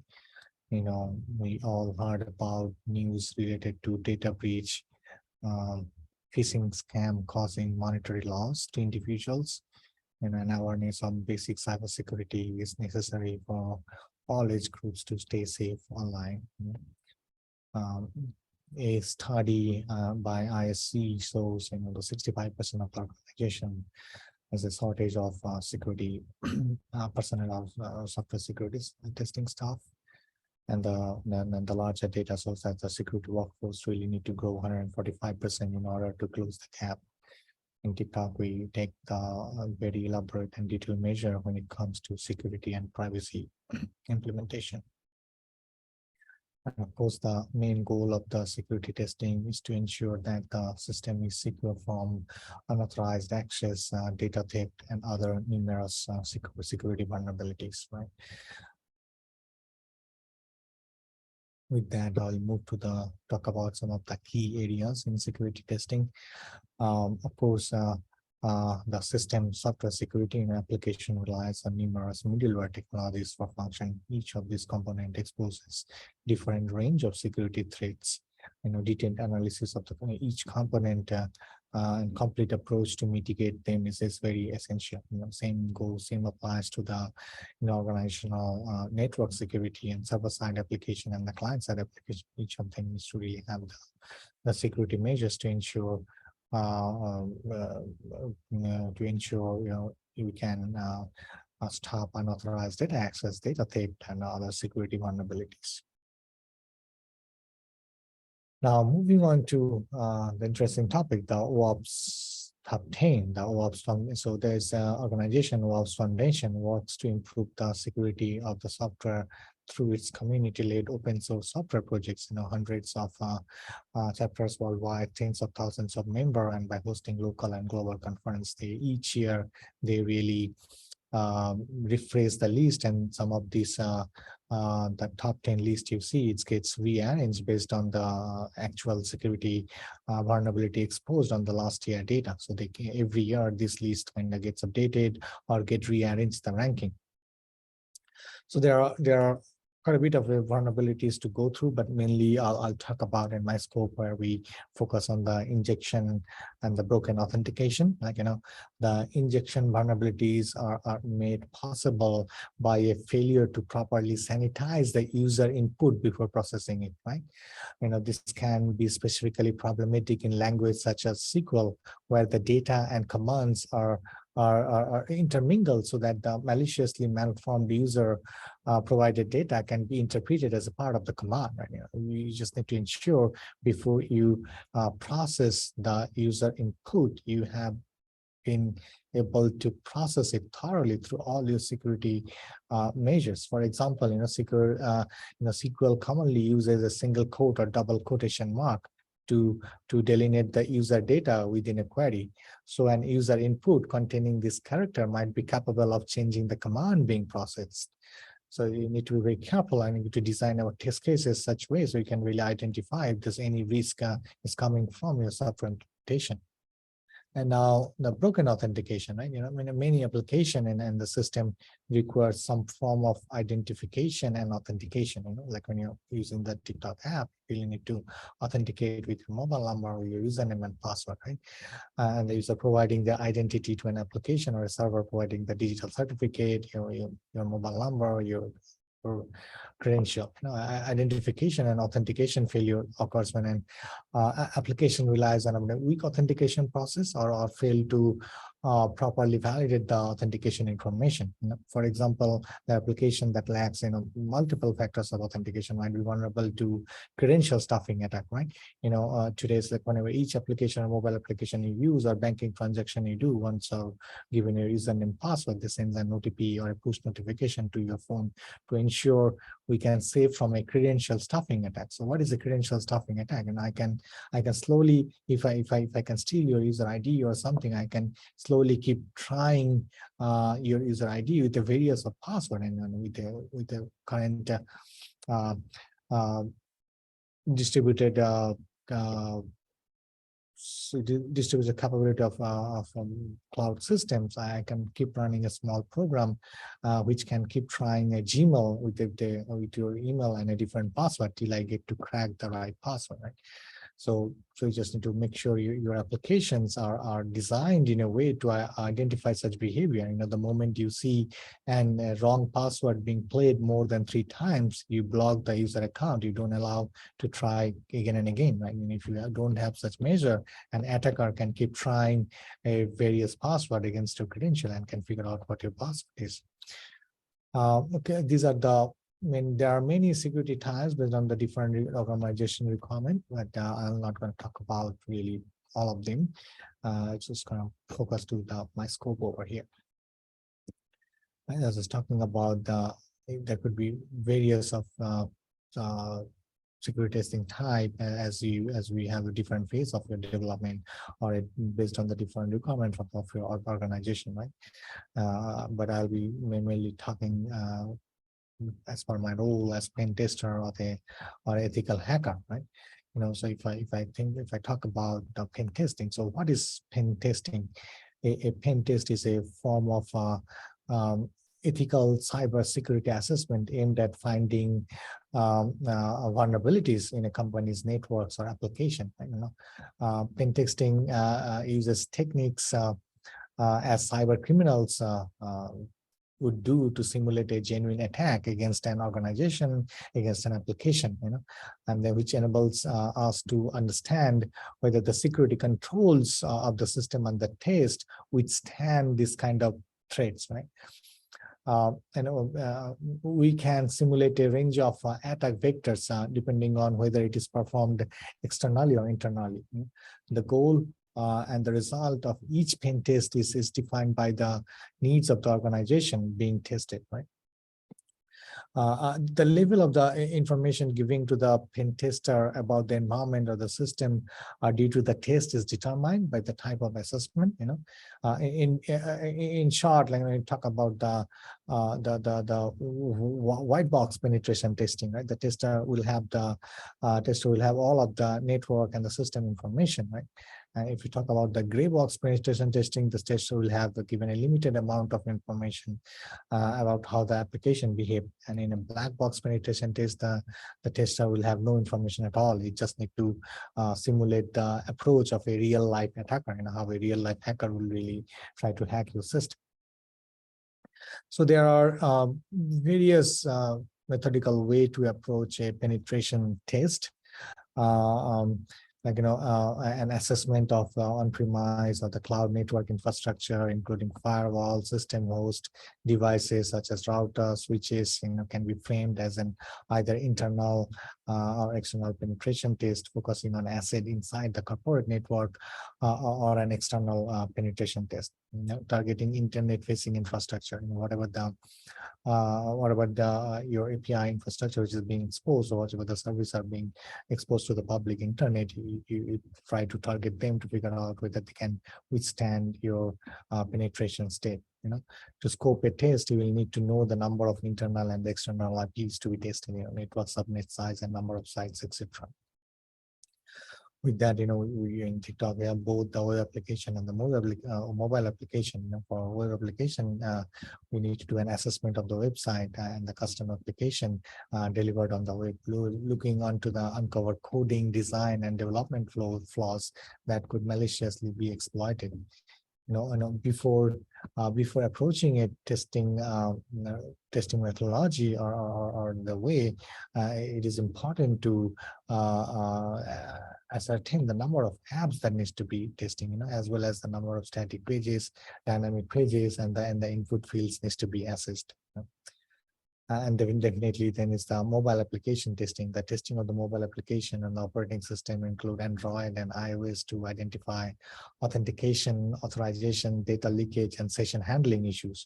To scope a test, provider will need to know the operating system types and the versions they would like an app to be tested on, number of API calls, the requirement for the jailbreaking and the root detection, whether through your app, if you're installing an app, whether it really can jailbreak your phone or really can root to your phone, can steal data from the other application, and these are very common attack surface today. You install a malicious application to your phone, which can really steal data from your other critical application, from your banking application in the phone. With that, I'll move to the security testing tools, as I was talking about the static application tool and then dynamic application tool. Static application tool is really on the tools which really do a static code scanning, your code-based scanning and all, to identify if there's a known pattern of exposing a security vulnerability, ensuring that whenever you are processing an user input, there's been enough processing around the user input and ensure no vulnerability or security threats is being exposed there. And the other one is the dynamic application security testing, which I was just talking about. As a pen tester, we really simulate the actual hacking behavior, which is you really call the application or mobile or web application interface to simulate certain behavior as an ethical hacker or a hacker would do. Well, I think with that, I kind of conclude the security testing, and it's just a very vast module, but just to go to a brief of it, that's just what we kind of do in our daily life. With that, I'll move on to the other part of the non-functional testing. My uncle was just talking about the usability testing, making sure the mobile app or the web app you are using is really usable, and this is good for error handling, effective navigation, faster to access and easy to understand. If I spend a lot of time in the app to figure out, where should I go, where should I click to go to my profile, or should I go to click change my password, this thing should be really easy and intuitive when I'm using a mobile application. And again, the another type of non-functional testing is the compatibility testing, where we really ensure my mobile app can work across different iOS and Android version, different kind of web browser version, different kind of operating system, different kind of network. And as a TikTok engineer, we have challenge in both. We are available worldwide. It's not like everywhere the network bandwidth is as fast as Singapore. So some places we will need to work on where the network bandwidth is very poor. So your mobile application need to detect the bandwidth available to the mobile and load the content accordingly, or and browse the content accordingly. Well, with that, I think I'll wrap up my session. I'll probably hand over to Motomi. So yeah, thank you, Somajit, for running through the details on the various types of testing. So one attendee is asking where we can find content. Yeah, thanks, Mayank. I also have the main document, which I will paste over here. So basically, most of our participants, they have been using this main document. Yeah, this is where you can find all recordings, materials, courseware related to our program. So I'm going to suggest that, okay, now we are at 8:16 p.m. Shall we all take a 9-minute break, come back at 8:25?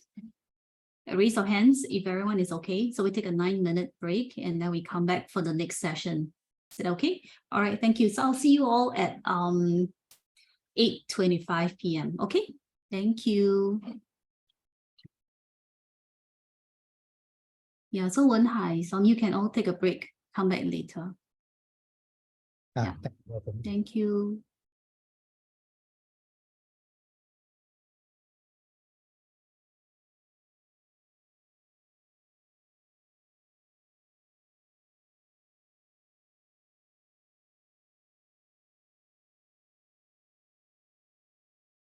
Welcome back, everyone, being back on the dot. So I will now hand over to Wenhai to take you, for the third part of today's session. So please, Wenhai. Hi, before my session, do we finish the Q&A first, or I? Okay, sure, we can. Yeah, I would think maybe we can cut off. We cut off at Joe's question, right? 1, 2, 3, 3 questions. We can clear that, and then we can move to your session. Okay. Yeah. So I guess I'll take the question. So does performance test and SLA, SLI, SLO go hand in hand? Yes, they go hand in hand. Is security QA testing is good starting point as a fresh grad in the cyber field, and would you need prior experience of coding and other security fields? Of course it is, and in my prior role, we have students from NUS and both NTU joining my last organization as a fresh security testing grad, and of course I can do that. I don't think as long as you have a basic computer science understanding and can go through the interview, we can get in. I don't think you need a we don't always need a experience with the security fields to get in.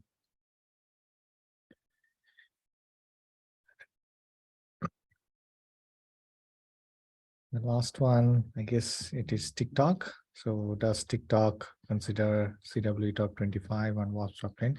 They are even larger. It's not only about, yes, of course we do. It's not only CW top 10 and WASP top 10. There's a, as I said, was the posture assessment. We have a much larger scope when we do the security assessment and the security testing. And of course, we ensure no vulnerabilities against those CW top 25 and the WASP top 10.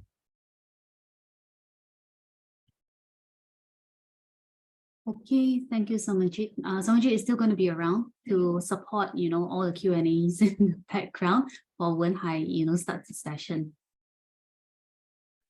Okay, so can I confirm everyone can see my screen and hear my voice? Yes.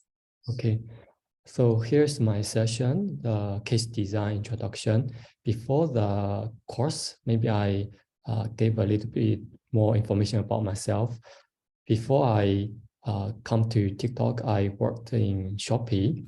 So for most of the time, I focus on backend side and I use Golang for API testing. Then also I have done some performance testing that time. Then I moved to TikTok September last year.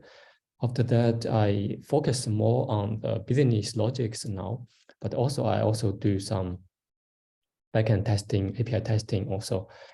So for my two jobs, one problem I'm facing is how doing those testing, both front end or back end, server testing or the client testing.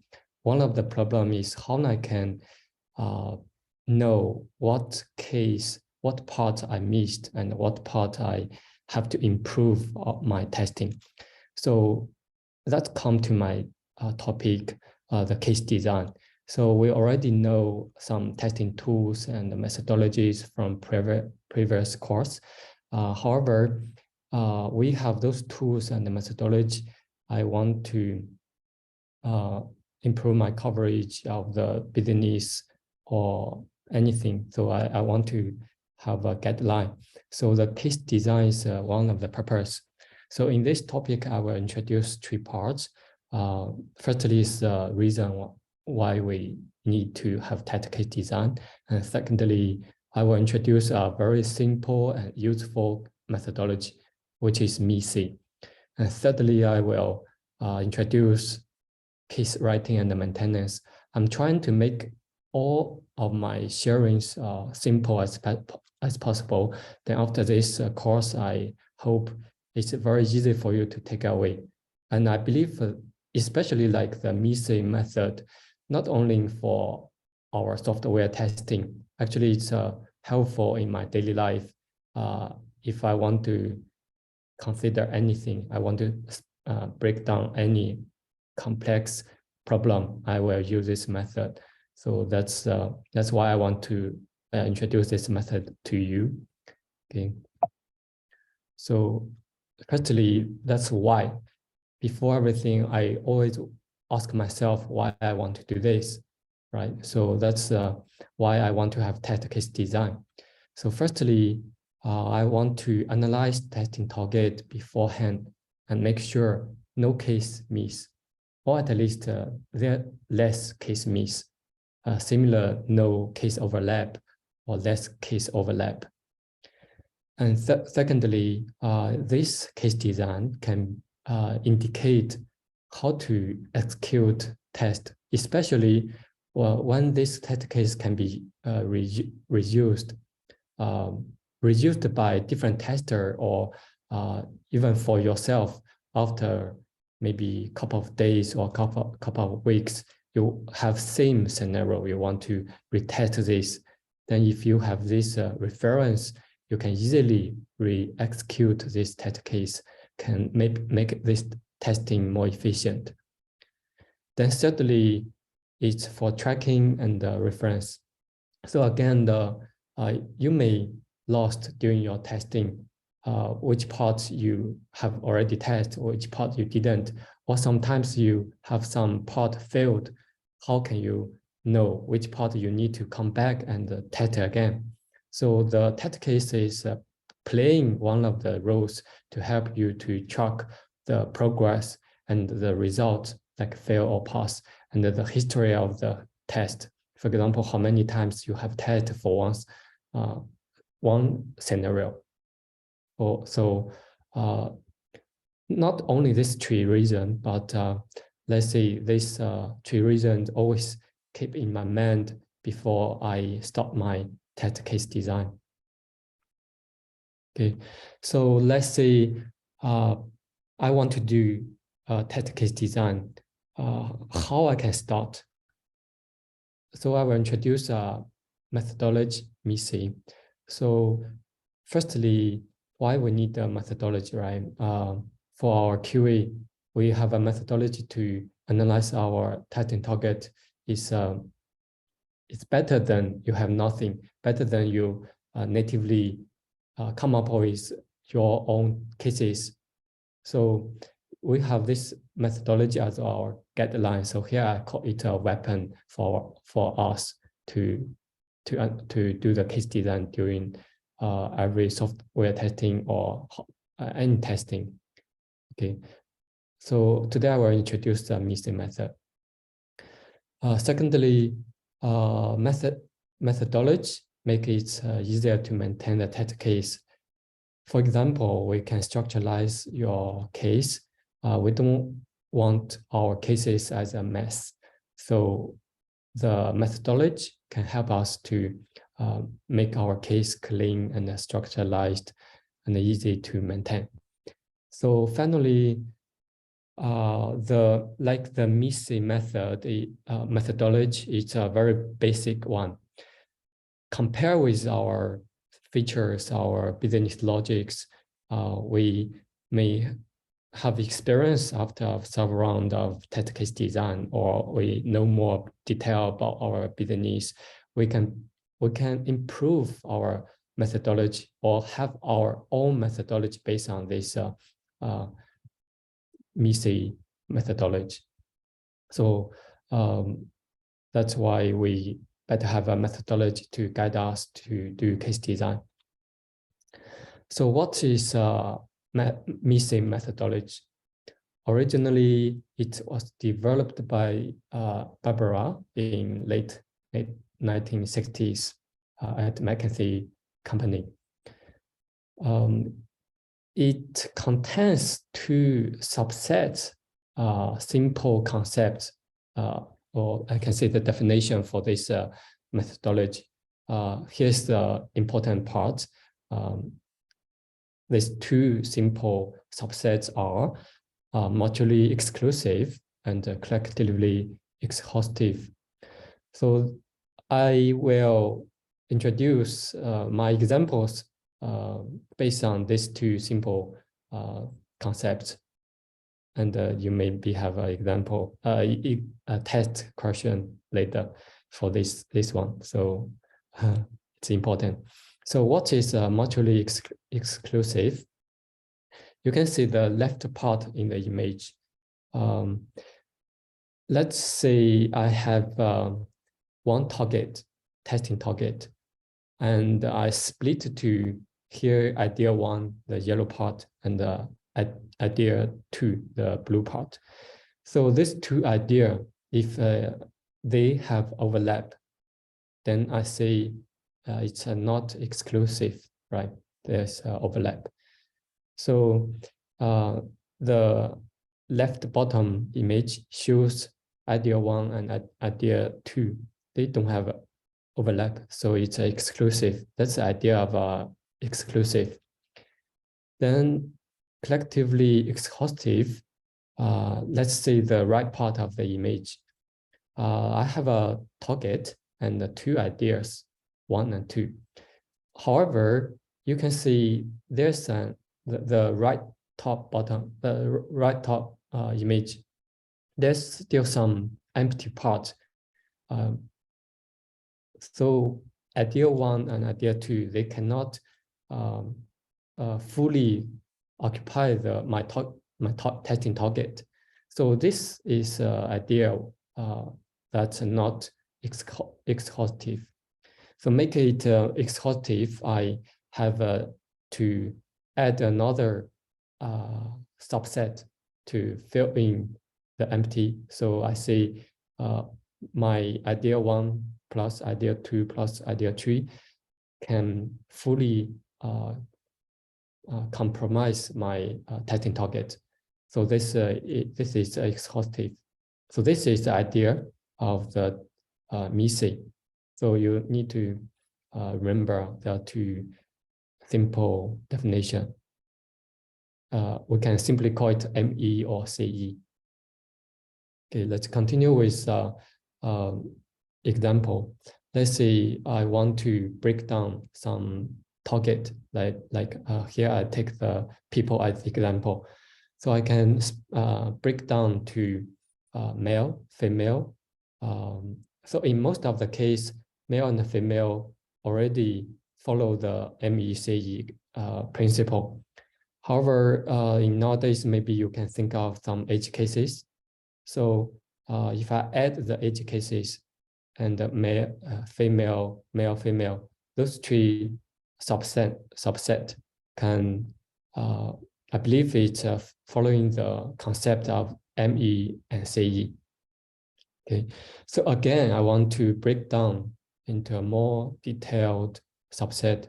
For male, I want to break down to those age below 18 and age above 18. So above 18 and below 18, let's assume above 18 is including 18. So these 2 subsets can both if I add on these 2 can represent the female, and the female can be only either below 18 or above 18. So that's a example help you to understand the MECE concept. This is one way, and also let's say the right part, I can have another way to break down people. For example, Singaporean, Chinese, Indian, and so forth. So you can see there are 2 ways, and actually we can have more than those. We can have more ways to break down people, right? You can think of your ways how to break down. So the question here is which way is better? So let's say the left part is following my MECE part. So I can say if I design my case following this MECE principle, I can know my cases are fully covered if I follow in this method. But if I use the right method, finally I don't know whether if I missed some country, right? So that's the advantage for this methodology guideline. However, that's the general benefits. But if let's come to a certain business logic, for example, our TikTok, maybe to break down using the nationality is not a very maybe it's also a good way, because we may think our like our data center based on which country and so forth. So that can be also a bad way for a certain case, right? But the idea here is no matter which way, you have to follow the MISI principle, then make sure all your breakdown subset can compromise your parent node. Okay, so now we already have the idea what is MISI. Here I gave a real case about our TikTok user. So I will go through with you, together with you, to check how I can break down this scenario. So our TikTok is an app. The users maybe is a consumer or producer. Means you may consumer to consume the short videos, or you can be a producer to publish some videos. Then the second scenario is each group have split to different age group, such as below 12, below 18, and above 18. So this is some rules, not a real rule for TikTok, but it's a similar rule. Then producers have to be above 18. Again, this is an assumption, not a real rule. Then thirdly, users also contain male and female. Then lastly, user may use PC, Android, or iOS, or other platforms. So here I gave one scenario. If you want, you can try to break down your own cases. Okay, then here I will give my example. Based on the scenario I gave, I break down the TikTok user to consumer and the producer. And here you can see I have a third group. So here is the open question for all of you. You may think whether consumer and producer already follow the messy concept or not, right? So I continue with the consumer. Based on the scenario, I break down to based on the age. So I break down to 3 groups here. And for producer, this one scenario say producer have to be above 18. So you can think again, do I need to break down the producer into 3 group here, like below 12, between 12 to 18, and above 18, right? This can be also an open question for you. Then we know the methodology. Now, also we have the scenario. We have breakdown cases. However, after we break down, that's not the complete cases. So what is a complete case? We want to also contain at least 3 more things. Like here, I gave the precondition, steps, and the expected results. So let's say for the first row, it's a TikTok user and consumer and below age 12. I need to add on the precondition and steps and expected result to let myself or other QA know what I want to do and what I want to verify, right? So here the simple case here is a precondition. I want to have an account, and this account is age 11. So it's below 12, right? And I use one of the platform. And the steps, I log in the app first, then go to one of the feed page. then I stop consume videos. Finally, I want to verify for this scenario. For example, I want to verify I can log in properly and can consume the video properly, right? So this is a very simple case, and I gave a simple demo here. So you can see now I'm trying to log in.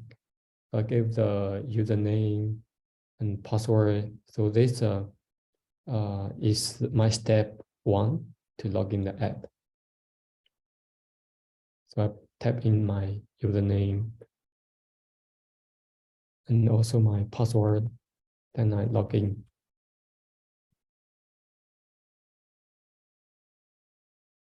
Okay, so it's a login.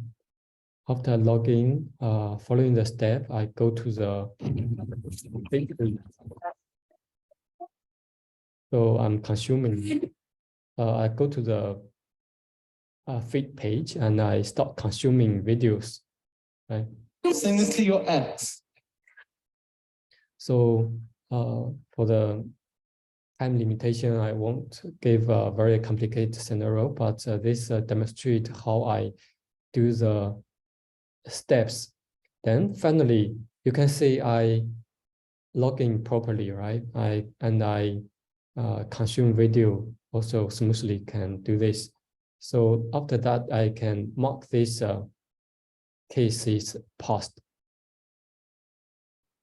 Okay, I see some questions. Maybe I finish the session first, then I come back to the question. Okay. So after I have a complete test case, sometimes you may find out there are too many cases. And maybe some of the cases is from our idea we can reduce, we can remove, but based on what we can remove, right? So here's the way we want to do a case solidate. So we have I introduced two ways here, but actually there are more than this. Today I will introduce a very basic and important way to solidate your case. So first is the equivalent and the age case. So if I continue to break down below age 12, you can simply, it's very simple, right? We can come up with some idea. What below age 12, there are still a lot of numbers, right? Like 0, 1, 10, 11, right? So for example, why I choose only those 4 cases? I still miss like 7 to 9, right? Age 7, age 9, age 8, age 9, I'm still missing. But why I don't put that 3 ages here? That's the concept of equivalent and age case. So equivalent means below 12 from 1 to 10. Those age between, they are equivalent. So I no need to put all of them. I can put one case as to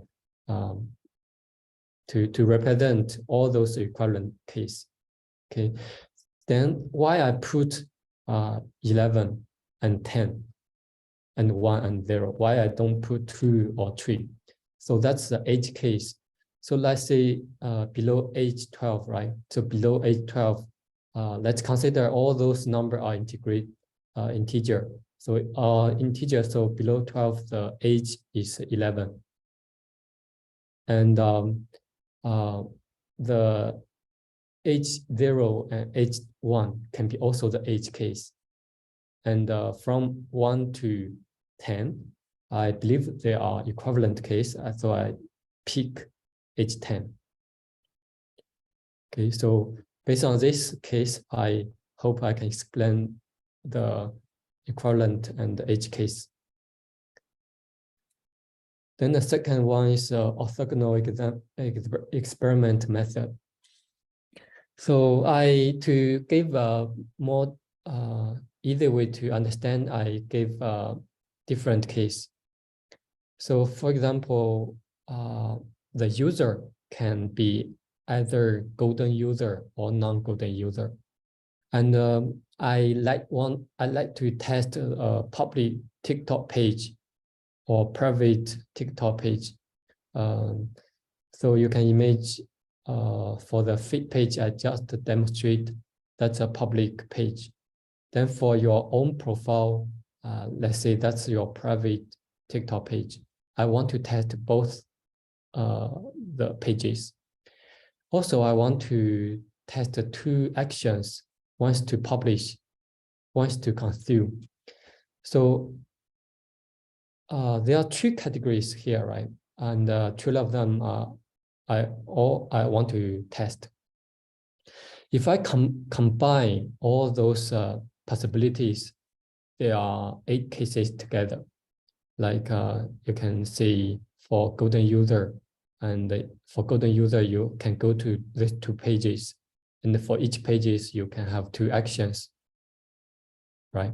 So for this 3 category, I can, for the all combination, there are 8 cases together. However, you can think some of them maybe not that important or can be represented by other cases. So let's come to my orthogonal experiment method. So online, you can Google this table, this experiment table. Let's say here I have 3 categories, and for each category I have 2 elements. So for those category number and element number, you can have you can have a similar table to follow. Those are already existing design. You can, if it's not a very strange case, you can simply follow the table here. If your case is especially based on your logic, you can modify after you design case based on this table. Okay, then what's this table mean? I will go with this case here. So you can see this this row is a 1, 1, 1, right? What is a 1, 1, 1? Means this category 1, I choose choose the first element. Then the category 2, I choose first element, and this one first element. So means 1, 1, 1. This first row is the case I will keep. Then you see there's no 1, 1, 2, right? 1, 1, 2 is not there, so I will drop the second row, second case. So similarly, I will pick 1, 2, 2, which is a golden user, private TikTok page, and the consumer. And the third one is a 2, 1, 2, which is a non-golden user, public TikTok user, consumer. And 2, 2, 1, similarly, you can think. I think this is quite straightforward. If you take a look, it's easy to follow. Okay. Then finally, it's priority. I will go back to the previous case. The case with age, right? Below age 12, I have from 0, 1 to 11. There's 4 subset, right? So sometimes we have we still think there are too many, because if you still remember, we have in the life cycle of the software, we have developing stage, testing stage, means the new feature testing stage, and the integration stage, and the regression stage. So during the very beginning, during the new feature testing, we may want to test all of those cases. However, during the integration or regression testing, we may no need to test all of them, but only to make sure the main flow is working. So in that case, we may take only the very important one to test. So how can we easily pick out those very important ones? So that depends on when you're designing the case, you have to give a priority on them. So here, let's say this case, I assume 0 is a very important one because it's a very strange and a very edge case. So I put it P0. And 11 is also the edge, so I put P1, quite important, but not that important. So like edge 10 is not that important. So I gave this priority, P1, P0 to P2, right? Then let's say for integration, for the very beginning of new feature testing, I test all of them. Then in the integration testing, I may want to reduce some of them. So I can pick only P0 and P1. And in the regression testing, I can pick only P0 cases to test. So here's why we want to have the priority, right? I hope I make it clear. But in different stage, I want to test a different scope of the cases. So that's why we want to have the priority. So finally, we already have those cases. Let's say I have a priority, precondition, and expect result. All those content are there already. That's not the end of the case. So there's no end for your test case, right? Why? Because the world keeps changing, right? So this, I believe everyone understand, including our feature, our logic, and people also keep changing, right? You may think previous cases is not that good. You want to improve, and maybe you have a better idea to break down your concept, your testing target. So since everything is changing, so we need to maintain. We need to make the cases update based on the latest feature logic and based on the best methodology you have, right? So that's maintenance. Then I believe my sharing is quite simple and straightforward. Like will wrap my sharing. So here I will summarize my case writing and maintenance. Firstly, you have already the MISE methodology. Then based on the MISE methodology, you hope you can take away these 4 ideas during your case writing, right? What components you need to have, and we need to do case solidate and to give a case priority. And finally, we want to maintain our cases. Okay, so I think that's the end of my sharing. Let me. So Motomi, I will go to the Q&A session. I think that's great. Okay. So the first is there's an app, the user content, consumer and producer. Technically, this does not comply MISE principle, right? Because consumer can also produce. Yes, this you're right, because I also gave an open question there, right? So actually, you're right. We can user can be both producer and consumer. Yeah, that's a point. Okay. Then the second one is what about real regulator belong to other regulator belong to other group? All right, what's regulator mean? Maybe the person who wrote this question can elaborate a little bit what you meant by regulator. Okay, I continue with third one. Yes. Consumers and producers aren't mutually exclusive, right? So it doesn't follow the, yeah, this is a similar as the first question, but I want to add on one concept is here. Here is in the real case, maybe you will never find a perfect way to follow the MISI methodology.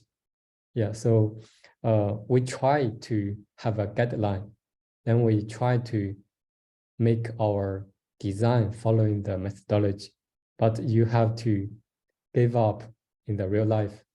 Actually, most of my cases not strictly following MISI methodology. So the idea here is you have to have a guideline. You know your case is not perfect. Okay. I hope that answers your question. Then what happens when consumers and producers are not mutually know? How will the process that you have just shown change? Yeah, so one way is you will not follow that way to break down. You will not break down like consumer and producer. In that case, I break down producer and consumer is because that's one way for my business logic. It's more easier to do that design. And in the real case, if you want to strictly follow the MISI principle, you can think your own way to break down. Like in that case I gave, based on the age, for the age breakdown, it's strictly follow the MISI method. But again, for the real life logic, maybe it's hard to find the perfect way to follow the MISI method. Okay, so basically, as long as our test case design try to follow MISI principle to the beta, it's fine. Yes, and actually also no, because fine is because I already gave the reason, but no, because that's why we want to have a methodology to point out our case is not perfect and we want to improve our case, right? So that's why no. Okay. Is the feature of consume and publish different for producer and consumer?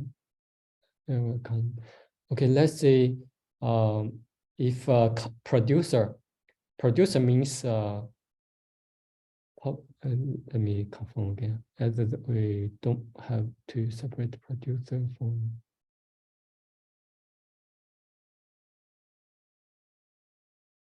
So if you publish a video, that means your role is the producer, right? So if a consumer means you only need to consume the videos. So in the TikTok scenario, you can either to produce or either to consume. So that two different scenario, you both need to test.